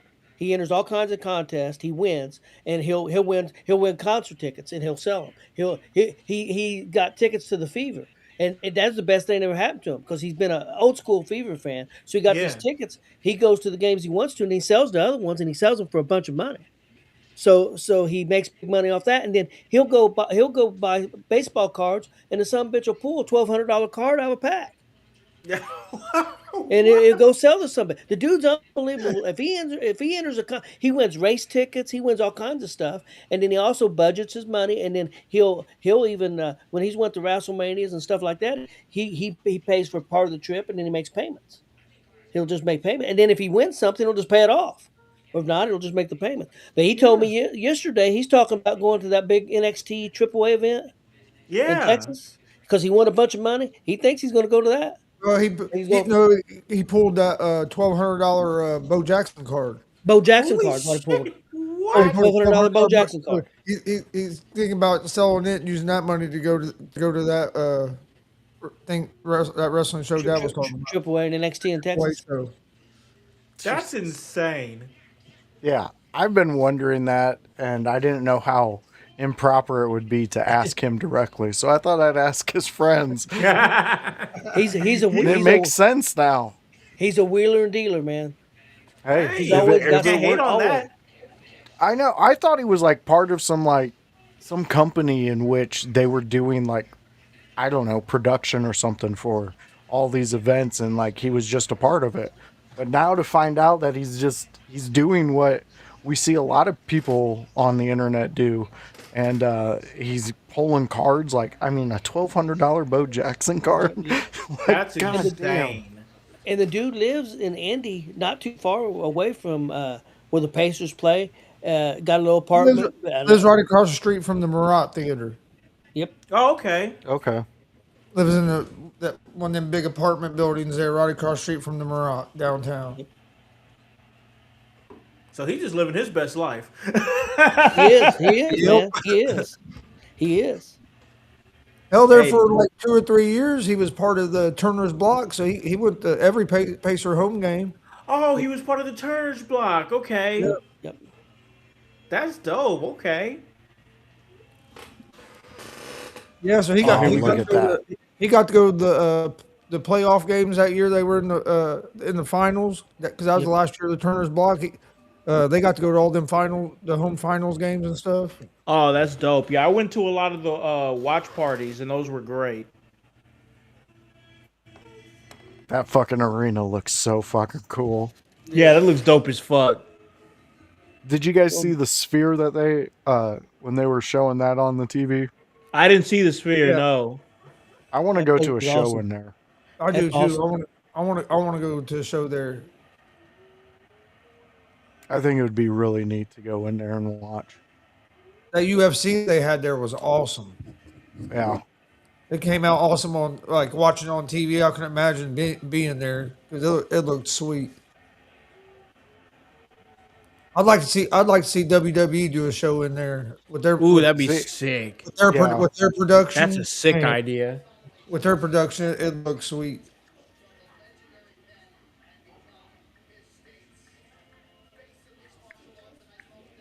It just don't seat that many people though. Yeah. The Raiders Stadium would be pretty cool Yeah. to do an event at too. I Yeah, mean, it's plus- one of the most modern stadiums we have besides Dallas. Man, I gotta tell y'all, this is my first UFC that I've sat down and watched in a long time. Like I don't know if it's because it's the watch along or anything like that. Usually it is because voice will definitely tell you, and I'm sure you guys know from experience from doing so many watch alongs over the years that it enhances the experience. This has been a pretty Yeah. breezy watch, honestly. Yeah. Oh But yeah. it's been a pretty good fight card though too. It Well, so, has. all the fights have been good. There hasn't been a stinker yet. Yeah, I haven't been like bored. You know what I'm saying? Like Oh, everything. Shit. I wasn't expecting no 15-second fight in the No. co-main. Someone just put a $900,000 bet on Polymarket for Max Holloway to beat Conor McGregor. If that happens, they will get $1.2 million payout. Yeah. Damn. What's his name? Drake. Drake bet $1 million on McGregor. What, Did he really? who you guys got in this fight? Oh man. I went with. I'll tell you guys. I went with Holloway just because I'm a big Holloway fan. But Okay. I'm afraid Connor's going to knock him out. Because I don't know much about Holloway, but the reason I'm here is because of McGregor. I'm gonna go with Conor. I know quite a bit about Max Holloway, and I Okay, know so you what got he you can got a do. better opinion than me. I know you and But- Chris got. I know you and Chris and OG got better opinions than me. But I'm a Conor Gregor boy through and through. Let's go, McGregor. Yeah. All right, man, Gonzo. this is a tough one because both of them are great fighters. Holloway's great as well.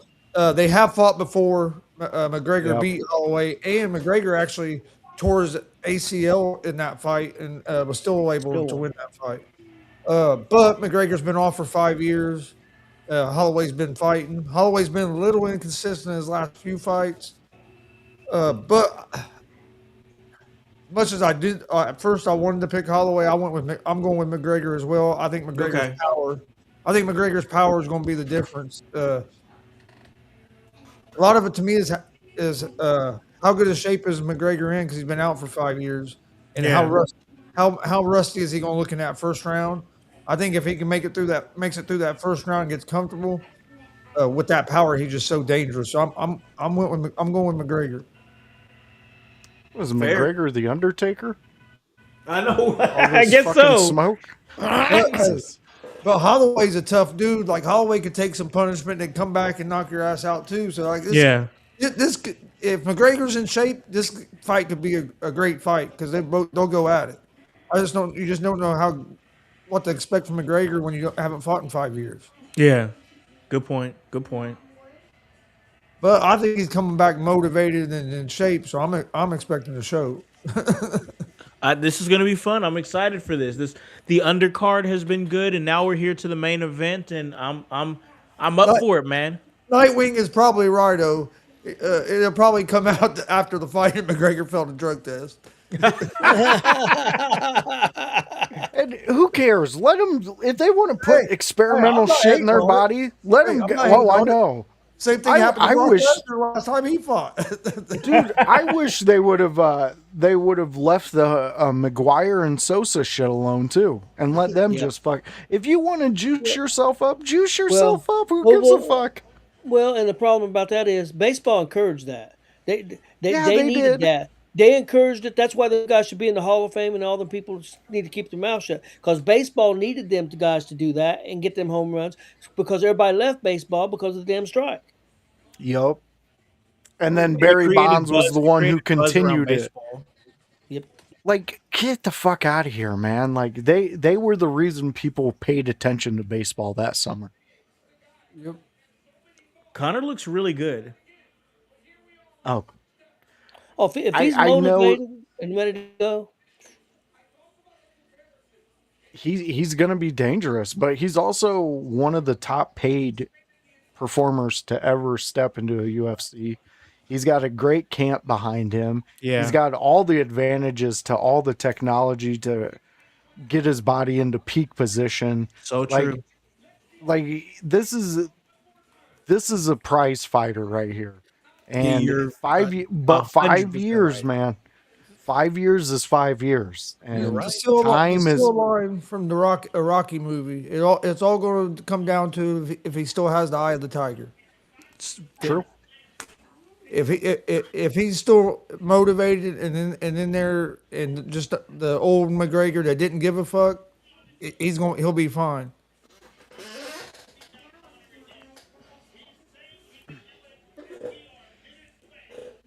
And he looks like he's ready. He looks confident. He don't look. Yeah.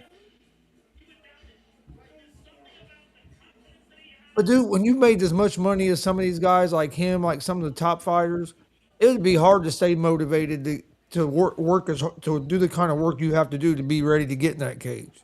Guys, Preach it, update preach it. World Cup. Argentina's up 2-1. They're still playing. They hadn't went to a penalty kick, so they're at a hour, whatever. Vince 113 McMahon minutes. walk. So looks like Argentina is going to win this, guys. Looks like Argentina's got it. I remember when he first did that, everybody tried to act like he was the first one to do it. It's like, no, he's doing the Vince McMahon walk. Yeah, he was. Yeah, he was paying an ode to Vince. He's a bad motherfucker. This is gonna be fun. I'm excited for this fight. I'm super excited for this fight. His strut is not as impressive at the beginning of the fight. It's only impressive after you knock a motherfucker out. Yes. Yeah.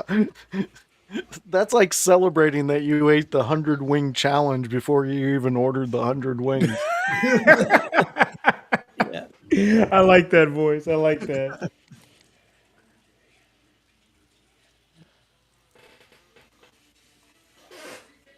This is gonna be good. This is gonna be good.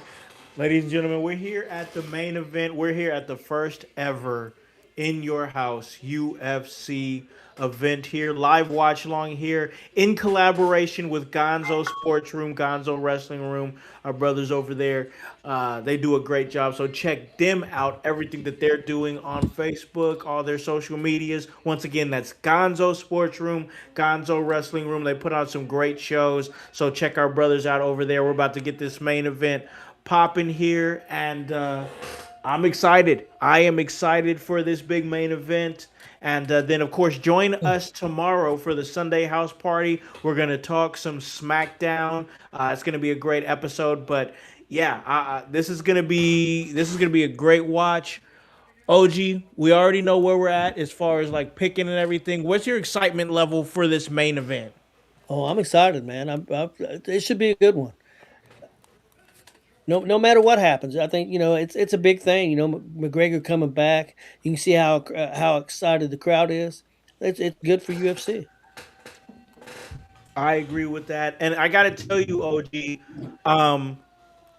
Usually from somebody who once again doesn't watch a whole lot of UFC, I'm just getting like jumping right back into it, and grateful to have guys here that watch it regularly to kind of point me in that right direction.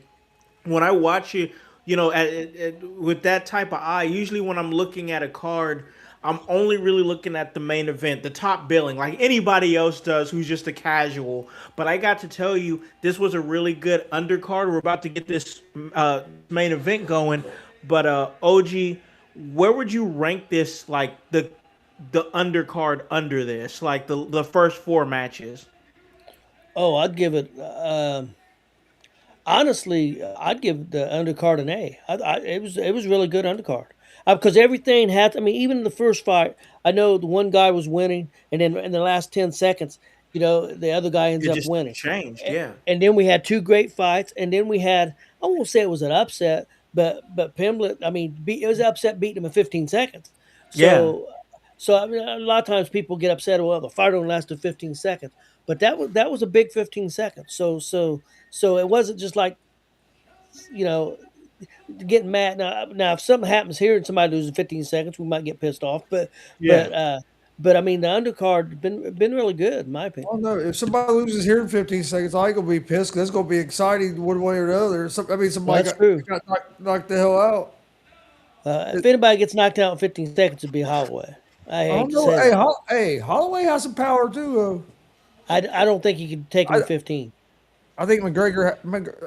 I think there's no doubt McGregor has a little bit more power, but hey, Holloway has some power. We've seen Holloway knock some people out, That's true. but I think it's going to be a good fight. Last time McGregor won by unanimous decision, Okay. and McGregor tore his ACL during that fight and fought like the last last couple rounds with a tore ACL. That's amazing. I know. I know a lot of people. I know a lot of people find Conor McGregor off-putting, find him an asshole and whatnot. But dude's an absolute fucking warrior. Yeah. Well, he was. I think we're getting ready to find out if he still is. Well, I agree. That's a good point. It's been 5 years. I mean, I'm not saying he was fantastic, but we'll see. I think he's 5 ready. years though. is, like you guys said, though. 5 years is 5 years, though. Hey, the only person he couldn't beat, and nobody's been able to beat. So, I mean, It's true. Khabib was just a whole different machine. Yeah. Khabib, yeah. That dude. He's the monster in everybody's nightmares. Oh shit! Uh-oh.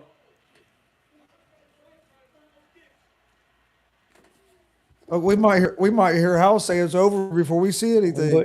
I know. I'm trying to be cool. I'm about to put that motherfucker on mute. For 15 seconds, we're screwed.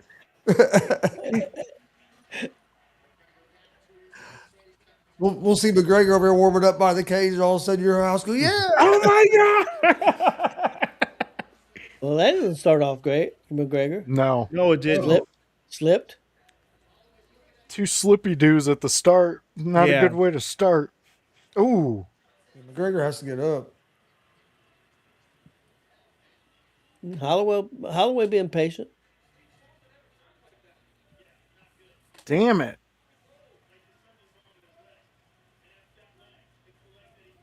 Uh-oh. Uh-oh. Oh no. He's hurt. Something's fucked up with his leg. I think so. He tried to step and couldn't step. Well, I lied to you. Maybe I am going to get pissed off. Damn, I can't believe this. Something's wrong with his leg. It's over. Yeah. It didn't end in 15 seconds, but dude can't even move. I think he tore something. He in his tore knee. something. He tore something. His knee or Oh fuck yeah, he's. But what happened for him? I want to see, like, was it already hurt before the fight started? That's what I'm wondering, guys. That's what I'm wondering because he slipped the first time, and I think he hurt it then. But I'm just wondering if he wasn't hurt coming in. I think he may have. True. He knows. He knows. I think that first one, OG. I think that's what tweaked it, Yeah, because he tried to hopefully he'll show it walk again. right after that, and it was because he walked in perfectly fine, unless it's the curse of that vent strut. It It's was worn the out very calves first before. kick. It was the very first kick that he tried to land, Did he pop his Achilles? and then he came out of the gate way too excited. Let's see. Ooh, It looked like he popped his Ooh. Achilles. okay. I Yep, think that's when it. he took off running, that kick. No, it's when he lands. Damn. When he lands that back foot. Ooh. That's the second one. Yep. Yeah, Tony, I think you were correct with that first call you said with that first lunge. Yeah. When he And planted that foot. And you know what, Holloway, you got to give him 100 million credit, because he did not want to continue it, knowing That he was hurt. He didn't. Conor didn't was try to- hurt. He's telling me, yeah. Yeah, he he didn't pulled want to off. take advantage of him. Holloway could have just flattened the fuck out of him. Yeah, he told him. He said, "Man, I don't want to take advantage of him." You got to tip your hat to Holloway on that one. Yeah, I like that's a good point. Yeah, no, Most guys would have let Conor destroy himself by going forward, and we all know Conor would have kept going. He would have, because They'll try- you can see how pissed off he is. you think He's you think pissed they'll, off. He can't fight. you think they'll try to do a rematch? I doubt it. I would, if I was Conor, I would say maybe it's time to stop. I don't. All 5 years, come back and you last 30 seconds. I'm not putting the guy down. I'm just saying. I just don't think. I don't know, man. It won't. Why It's did- father time, Tony. OG, sucks you is know it. Well, sucks. McGregor It's got been a hurt good. We're just sitting there talking about how good this card has been, and then it ends like like this. that. This undercard carried. It had to carry because that's man. Oh But why did man. I mean, that wasn't a real. I mean, I'm not trying to put him down, and of course, I'm not no fighter. Never been in a cage. Chris has, but he was a fool. But but why was he trying to do a kick like that anyway? I mean, Yeah, I don't what's understand that. the chances of that working? That now you have to go back into his catalog, and he has done big Yeah, Superman kicks and punches at the beginning of fights just to set the tone. But he ain't fought in 5 years. Yeah. What, Yeah, try I tell mean- Conor McGregor that, OG Tony. Why don't you go and fucking tell him that? But I see what he's saying, though. I see what Yeah, he's no, saying. I do But see what he's But I saying. see what you're saying, though, Voice, is that it's not the first time. It's almost like a thing for him, like a ritual to be like, hey, we're is. in here. You know what I'm saying? But like just this time, it screwed him over, and it makes you question, you know? Well, I mean, Oh, yeah. you can't. I'm sure it'd be hard for him to change his mentality. That's his mentality, that he's going to do everything that he did before when probably he can't. Yeah. Yep. That's the easiest money Max Holloway's ever made. Man. Yeah. Update: World Cup, Argentina wins 3-1, guys. 3-1. Argentina's moving on. They'll play England. Ooh, that's gonna be a good one. When do they play? Let's see here. We got France and Spain on Tuesday, July 14th at 3 o'clock. And then we got England and Argentina on Wednesday at 3 o'clock. Ooh, okay. All right.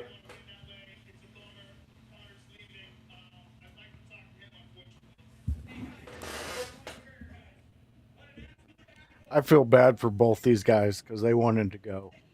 Well, you can tell even Holloway, Yeah. Holloway's upset. Yeah, Holloway's not happy about it. You know, he don't want to win that way.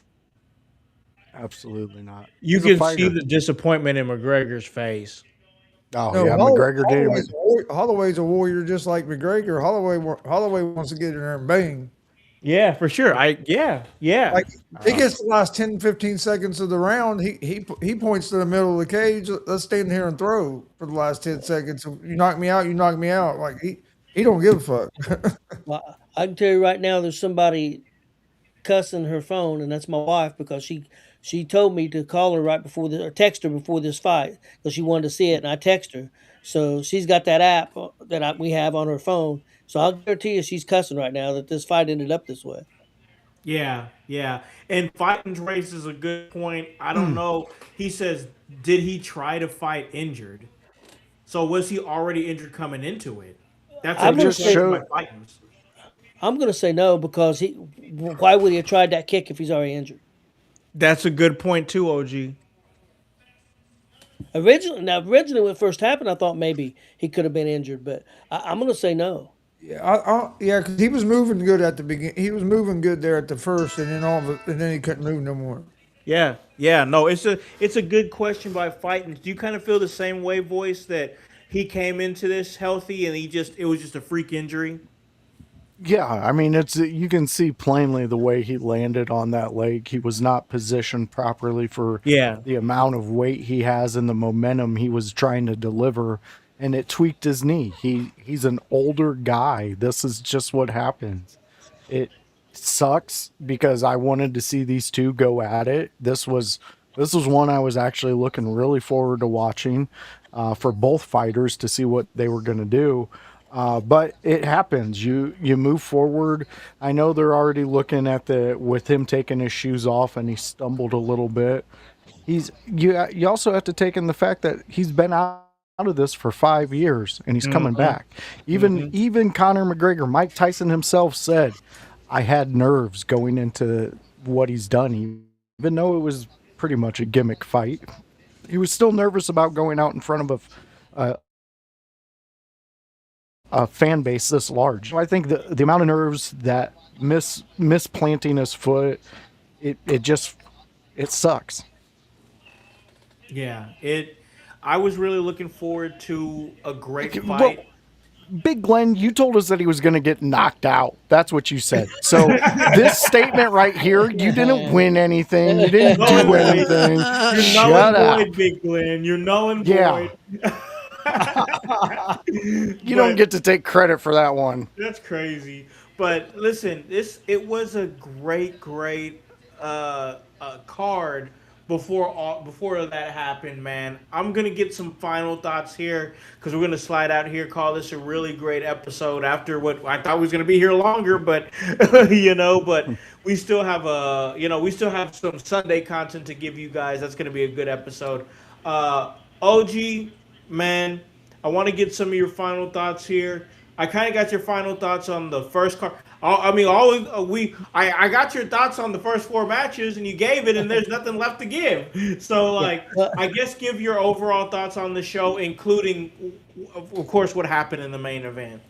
The undercard was so good. Like I said, I really enjoyed it, and I think also watching with all you guys, I think helps that some too. To be honest with you, but Sure. I give the undercard an A, but I'm gonna just drop the show down to a B because of that. But it's still a pretty strong show. It sucks that that happened. I mean, there's probably nobody that feels worse than what McGregor does, than McGregor.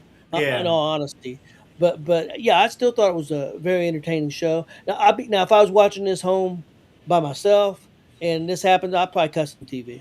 Yeah. Motherfucker. And I don't even pay it. Plus, I'm not paying $60 or $70 to watch it. So That's a pretty good one here in 2 weeks. yeah, it is. Usman? Yeah, Usman and Duplessis.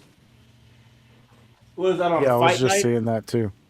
Yeah, Yeah, fight night on That's July a pretty good fight 18th. now. That's SummerSlam, and that's at 10 a.m. guys. what's SummerSlam? Oh, August 1st. Yep, second that card starts at 10 a.m. Oh wow, that's early. Huh. It must Yeah, be they're, overseas somewhere. they're overseas. Yeah. That's crazy. All right, Gonzo, let me get some of your thoughts. I know you're the one who watches a lot of UFC. Give me some of your overall thoughts on this card, including just some brief thoughts on, we kind of went over it, but some brief thoughts on the main event. Oh, it was a strong card. I thought all the fights delivered except the main event. But hey, we all know anything can happen when it's a live show, Yep. and it was just a bad injury. It'll suck because a lot of people will try to bury UFC tomorrow about what happened in the main event, and it ain't nobody's fault. To me, it's more of a freak injury than anything. But no, I thought the first four fights. I mean, I was surprised that Satan Dennis got choked out in 15 seconds. I Yeah, man. never thought that was going to happen. Pimblett was impressive. Hell, the first fight of the night to kick it off, I told you that was going to be fireworks, and Yep. King Green was getting his ass kicked, and then last 15 seconds. Turned it way around. Yeah. Yeah, but no, entertaining. It was an entertaining night. Just sucked that the main event ended how it did, but I mean that's just something that happens. Yeah, I agree with that. Let me ask you this before I go over to voice. I know you're real critical on Patty Pimblett and everything with his bravado and everything. But did that win the submission win? Was that a turning point for you, or in your eyes, do you still feel like he has something to prove to you? No, I give him his respect now. He just choked out a top five guy in 15, 20 seconds. A guy that I thought would beat him. So yeah, he got the win that I was waiting for him to get. Okay, that's what I wanted to see. Is if he is somebody that if he you hold him in higher regard because I actually that's one for me personally, and I'll get to my stuff after voice. But for me, that was a highlight of the night for you to kind of be like, hey, I need this guy to prove something to me, and then on the same stream, he actually does just that. So for me personally, that was a highlight. But voice, let me get some of your thoughts on this card, including just some brief thoughts on we once again we went over it, but how the main event panned out. Yeah, they're showing the replays now through Conor landing, and again, I go back to it's just a freak thing. It happens. Yep. What are you gonna Yep. do? Yep. We move on. All it does is give. If anything good comes from this, Holloway gets a better fight next time. More ranked, a higher ranked fight or something to that caliber. The card overall, though, I mean, it was a co-main event. We got to see Patty the Batty get his win and show Chris that he's actually here to stay and do some actual legit wins. So again, that pushes Patty up, in which that hopefully, if he goes to another fight, gets another win, then hopefully after that he has a title fight.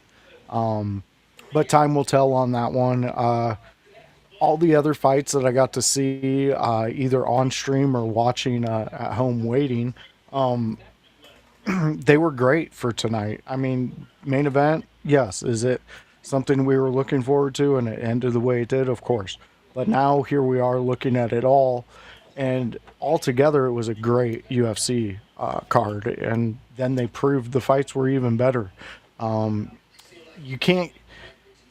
We can always, play Monday morning quarterback at the end of it, but we still had a great time with each other. So at the end of the day, I think it plays in our favor and the fans' favor.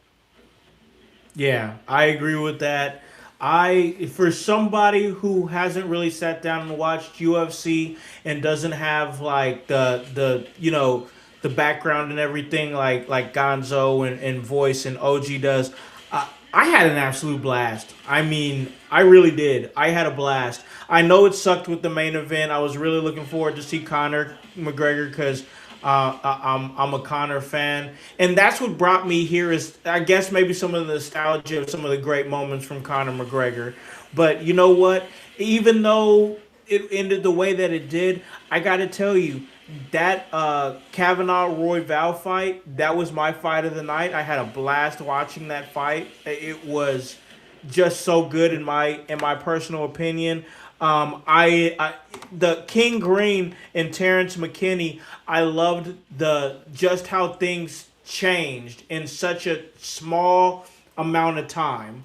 It went from Terrence McKinney looking like he had it all in the bag at least up until the end of the round, and then King Green just comes and boom, boom, boom, and the controversy at the end that I agree with OG on, in terms of I feel like maybe they should have got a second round out of that, but it was what it was. It was what it was.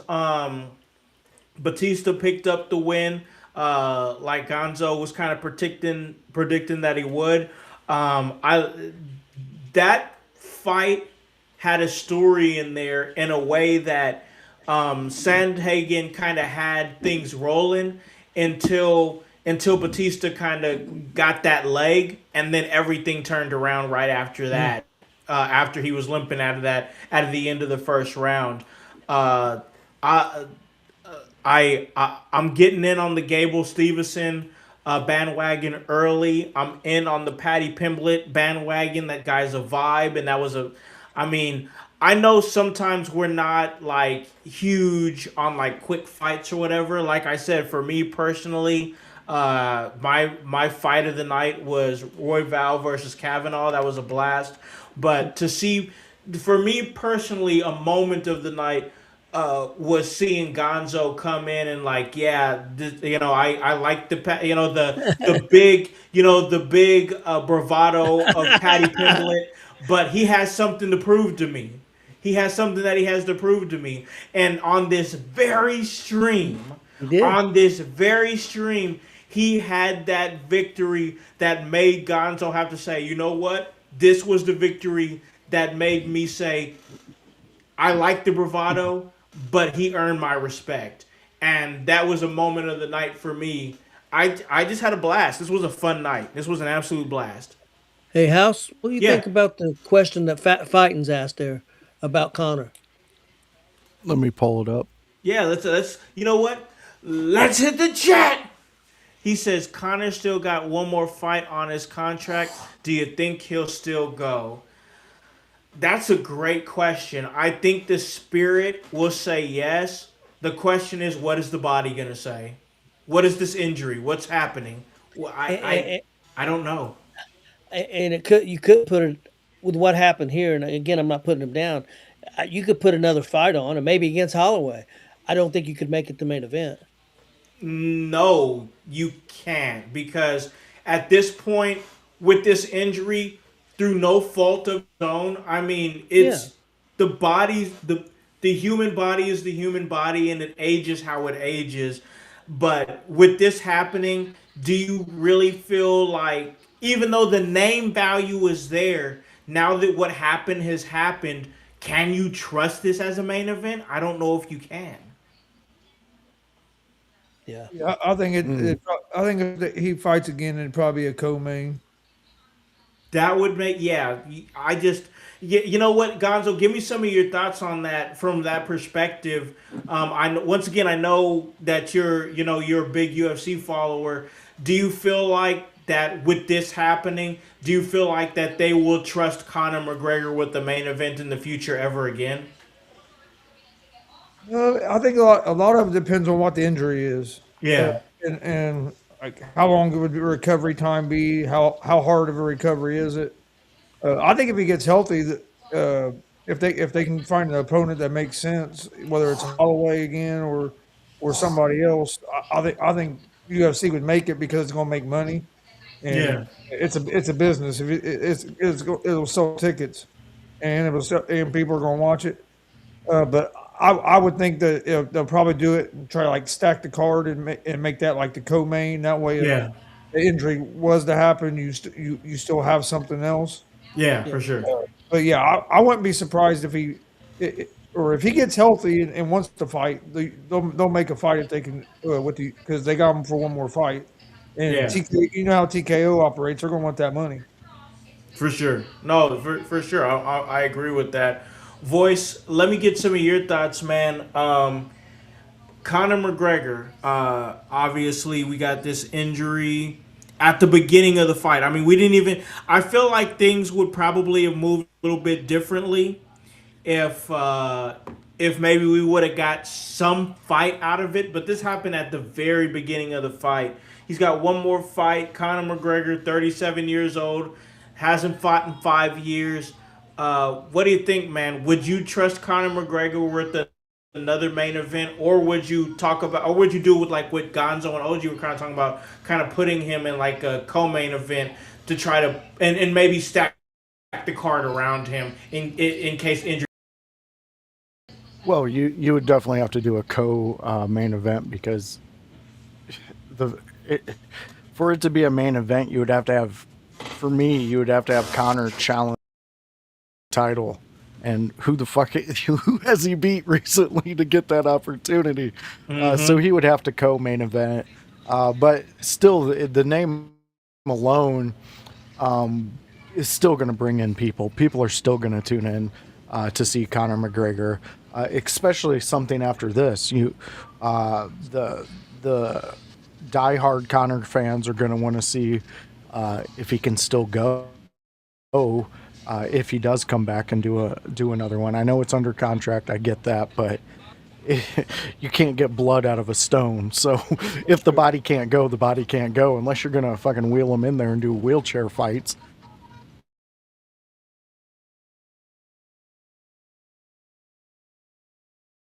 And too, we could watch that. But again, as long as he's healthy to go. I mean, again, this was just one of those things that happened. Yep. You know, there was a lot of bloodshed on that mat this whole event. But at the end of the day, he didn't plan himself. The knee tweaked. I could be ain't coming back, is he ever? There's no amount of money. He promised his mom, so there's no amount of money that's going to bring him back.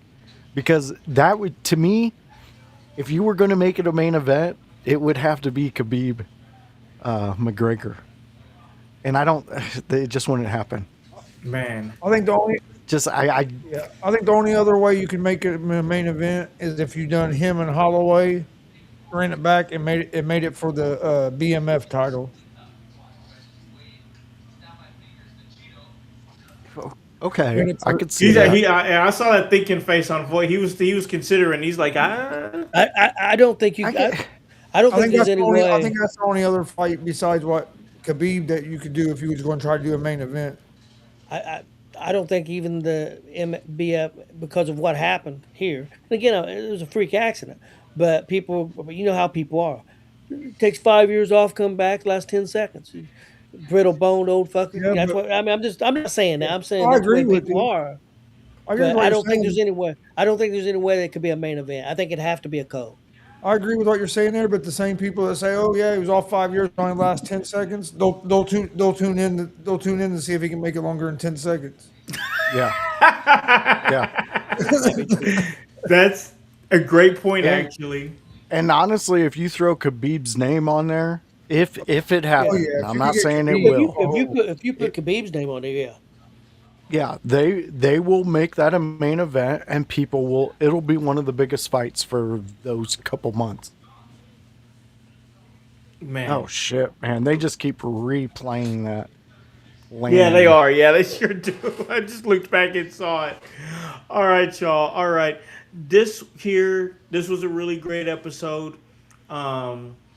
First ever UFC Watch Along here in your house with Gonzo Sports Room, Gonzo Wrestling Room teamed up with them. We're going to do this again tomorrow for the Sunday house party. A lot to cover, but we're going to continue to cover UFC. I thought this was a really successful event. Working with Gonzo Sports Room, Gonzo Wrestling Room. And with them being on Paramount Plus, I can't see us not doing this again, but I'm going to give my guys here the floor, starting off with Gonzo here, man. Chris, Gonzo, Gonzalez, where can they catch you and everything you're doing? You can catch us on all social media at Gonzo Sports Room. We have shows basically every day. Every day of the week, but Friday. Right now. Yeah, Monday through Thursday. Yeah. Sometimes we have shows on Friday and Saturdays. We do a lot of live wrestling events. We do those on the weekends, but you can catch us Monday through Thursday, anytime between 6 and 10 o'clock. Hey, you guys put out some great shows there. I know OG does a lot of great shows there. He usually breaks it down quite a bit. OG, if you want to, I'll give you the floor real quick to go ahead and break that down a little bit, everything that you guys are doing over there. Oh, yeah, Monday's GWR. We got a big show coming up. We got Justin Danger, one of my favorite independent pro wrestlers. He's been out for about a year. He's going to be on the show Monday. Cool. Tuesday, got Gonzo's Sports Room at 10 o'clock, 10 p.m. Then Wednesday, we got Hot Seat with OG Tony at 10. And then, let's see, Face or Heel at 8 o'clock on Thursday. And Gonzo's Sports Room at 10 o'clock. Man, you guys are just over there moving. You and Warren don't have a show on Wednesday? Not this week. That's next week. Okay. Well, you guys are moving over there, man. So many great shows over there. Gonzo Sports Room, Gonzo Wrestling Room. Just grinding. Straight grinders over there, and that's what we appreciate. Man. All right, Voice, you already know what time it is. You know the work. We talk about the work that they're doing over there at Gonzo Sports Room, Gonzo Wrestling Room, which is a lot of great work, awesome work. But we do some great work over here. Voice, let them know. All right, fans. So if you want to check out what me and some of the rascals from In Your House do, stop in on Tuesdays at 6 p.m. We do a Monday Night Raw review show on a Tuesday with me and Kevin Calloway, the Chaos Goblin. He's a professional. He does things in between the ropes, and when the bell goes off, he does the flippy doos. Go check Kevin Calloway out and all the things he does, because he's a great guy. He's our professional. He is the guy who actually keeps the show together and sanity. Even though he is the Chaos Goblin, he is the same portion of the show. But you fans, you drive to the show. You guys really get us going with a lot of the topics you throw out there in the chat. We have a lot of fun there. So stop in, check us out at 6 p.m. on a Tuesday. Outside of that, there's a show we like to call the WCW Watch Along. It's me and House, and that's what we do. We watch WCW. Come check out what we do over there. It's a fun show. It's a very nostalgic show, and a lot of people really enjoy going back in time and watching some WCW with me and House. Outside of that one, there is the Thursday show. That's where you can catch me, OG Tony, and House, where we do the AEW Dynamite. Yeah. It's a fun show. It's a great show. It's an OG Tony show, a House, and a voice show where we stop in and we talk about everything that we loved and everything in between up until we loathed of AEW. And lately, it's been a lot less lows. So if you've been checking in with us, you have seen we have changed our mind on a lot of things with AEW. But you fans, you guys really push that show. So come hang out with us on a Thursday at 6 p.m. where me, House, and OG Tony talk AEW Dynamite. It is a great show. We're doing a lot of great shows here at In Your House. And listen, you guys need to check out our website. That's inyourhouse.com. Our great website where we have all of our friends over there. All of our YouTube shows are there. And we have our profiles there for our hosts. That was spearheaded mainly by The Voice. He put that together. Then we recently got the domain name, and it's a great vibe, man. I'm proud to say that we have our own official website now, and it's something that I've aspired for us to do for a long time, and we have finally been able to accomplish that. So yes, that's www.inyourhouse.com. Check out all of our content there. Our other co-creators like Gonzo Sports Room, Gonzo Wrestling Room, like Rib Shot, like Big Oja, the badass construction worker. Soon we'll be adding Emerge Wrestling. Hopefully Elijah Burke's charity will be adding that as well. www.inyourhouse.com. It is great. Like Voice said, we've got some great shows coming to you guys. We just had a great episode of the AEW Dynamite show where we broke down Beach Break. That was in my opinion, one of AEW's best weekly shows of the year. It was really good. A great Monday Night Raw that was talked about on the Window Liquors Raw review show on Tuesdays. Guys, we're giving you guys all kinds of work here. I got some great interviews that's going to be coming up from some OVW talent that I'm going to be asking them a lot of questions about this deal with OVW and TNA. Can we see some OVW talent crossover to TNA? I've been watching TNA lately. I'm going to talk about that on Sunday. I've watched the first 2 episodes of TNA and Jeff Jarrett's episodes of Dark Side of the Ring. I'll be talking about that on the Sunday House Party. So join me, join the team. Anybody who wants to come on is welcome. Guys, it's all part of the work, and that's HOWSC, and the W stands for work. So for OG Tony Gonzalez and Chris Gonzo Gonzalez from Gonzo Sports Room, Gonzo Wrestling Room, for The Voice, Josh Joseph, and the whole team here at In Your House, I'm Alakana Con Man House, here to remind you to tell a friend, to tell a friend, to tell a friend. Hop on this bandwagon, get on or get gone, because the household is still going mighty strong. You guys have a great day. We'll catch you tomorrow for the Sunday House Party. Peace. Yeah. In your house with O'Con. Hey, O'Con in your house. Hollywood in your house.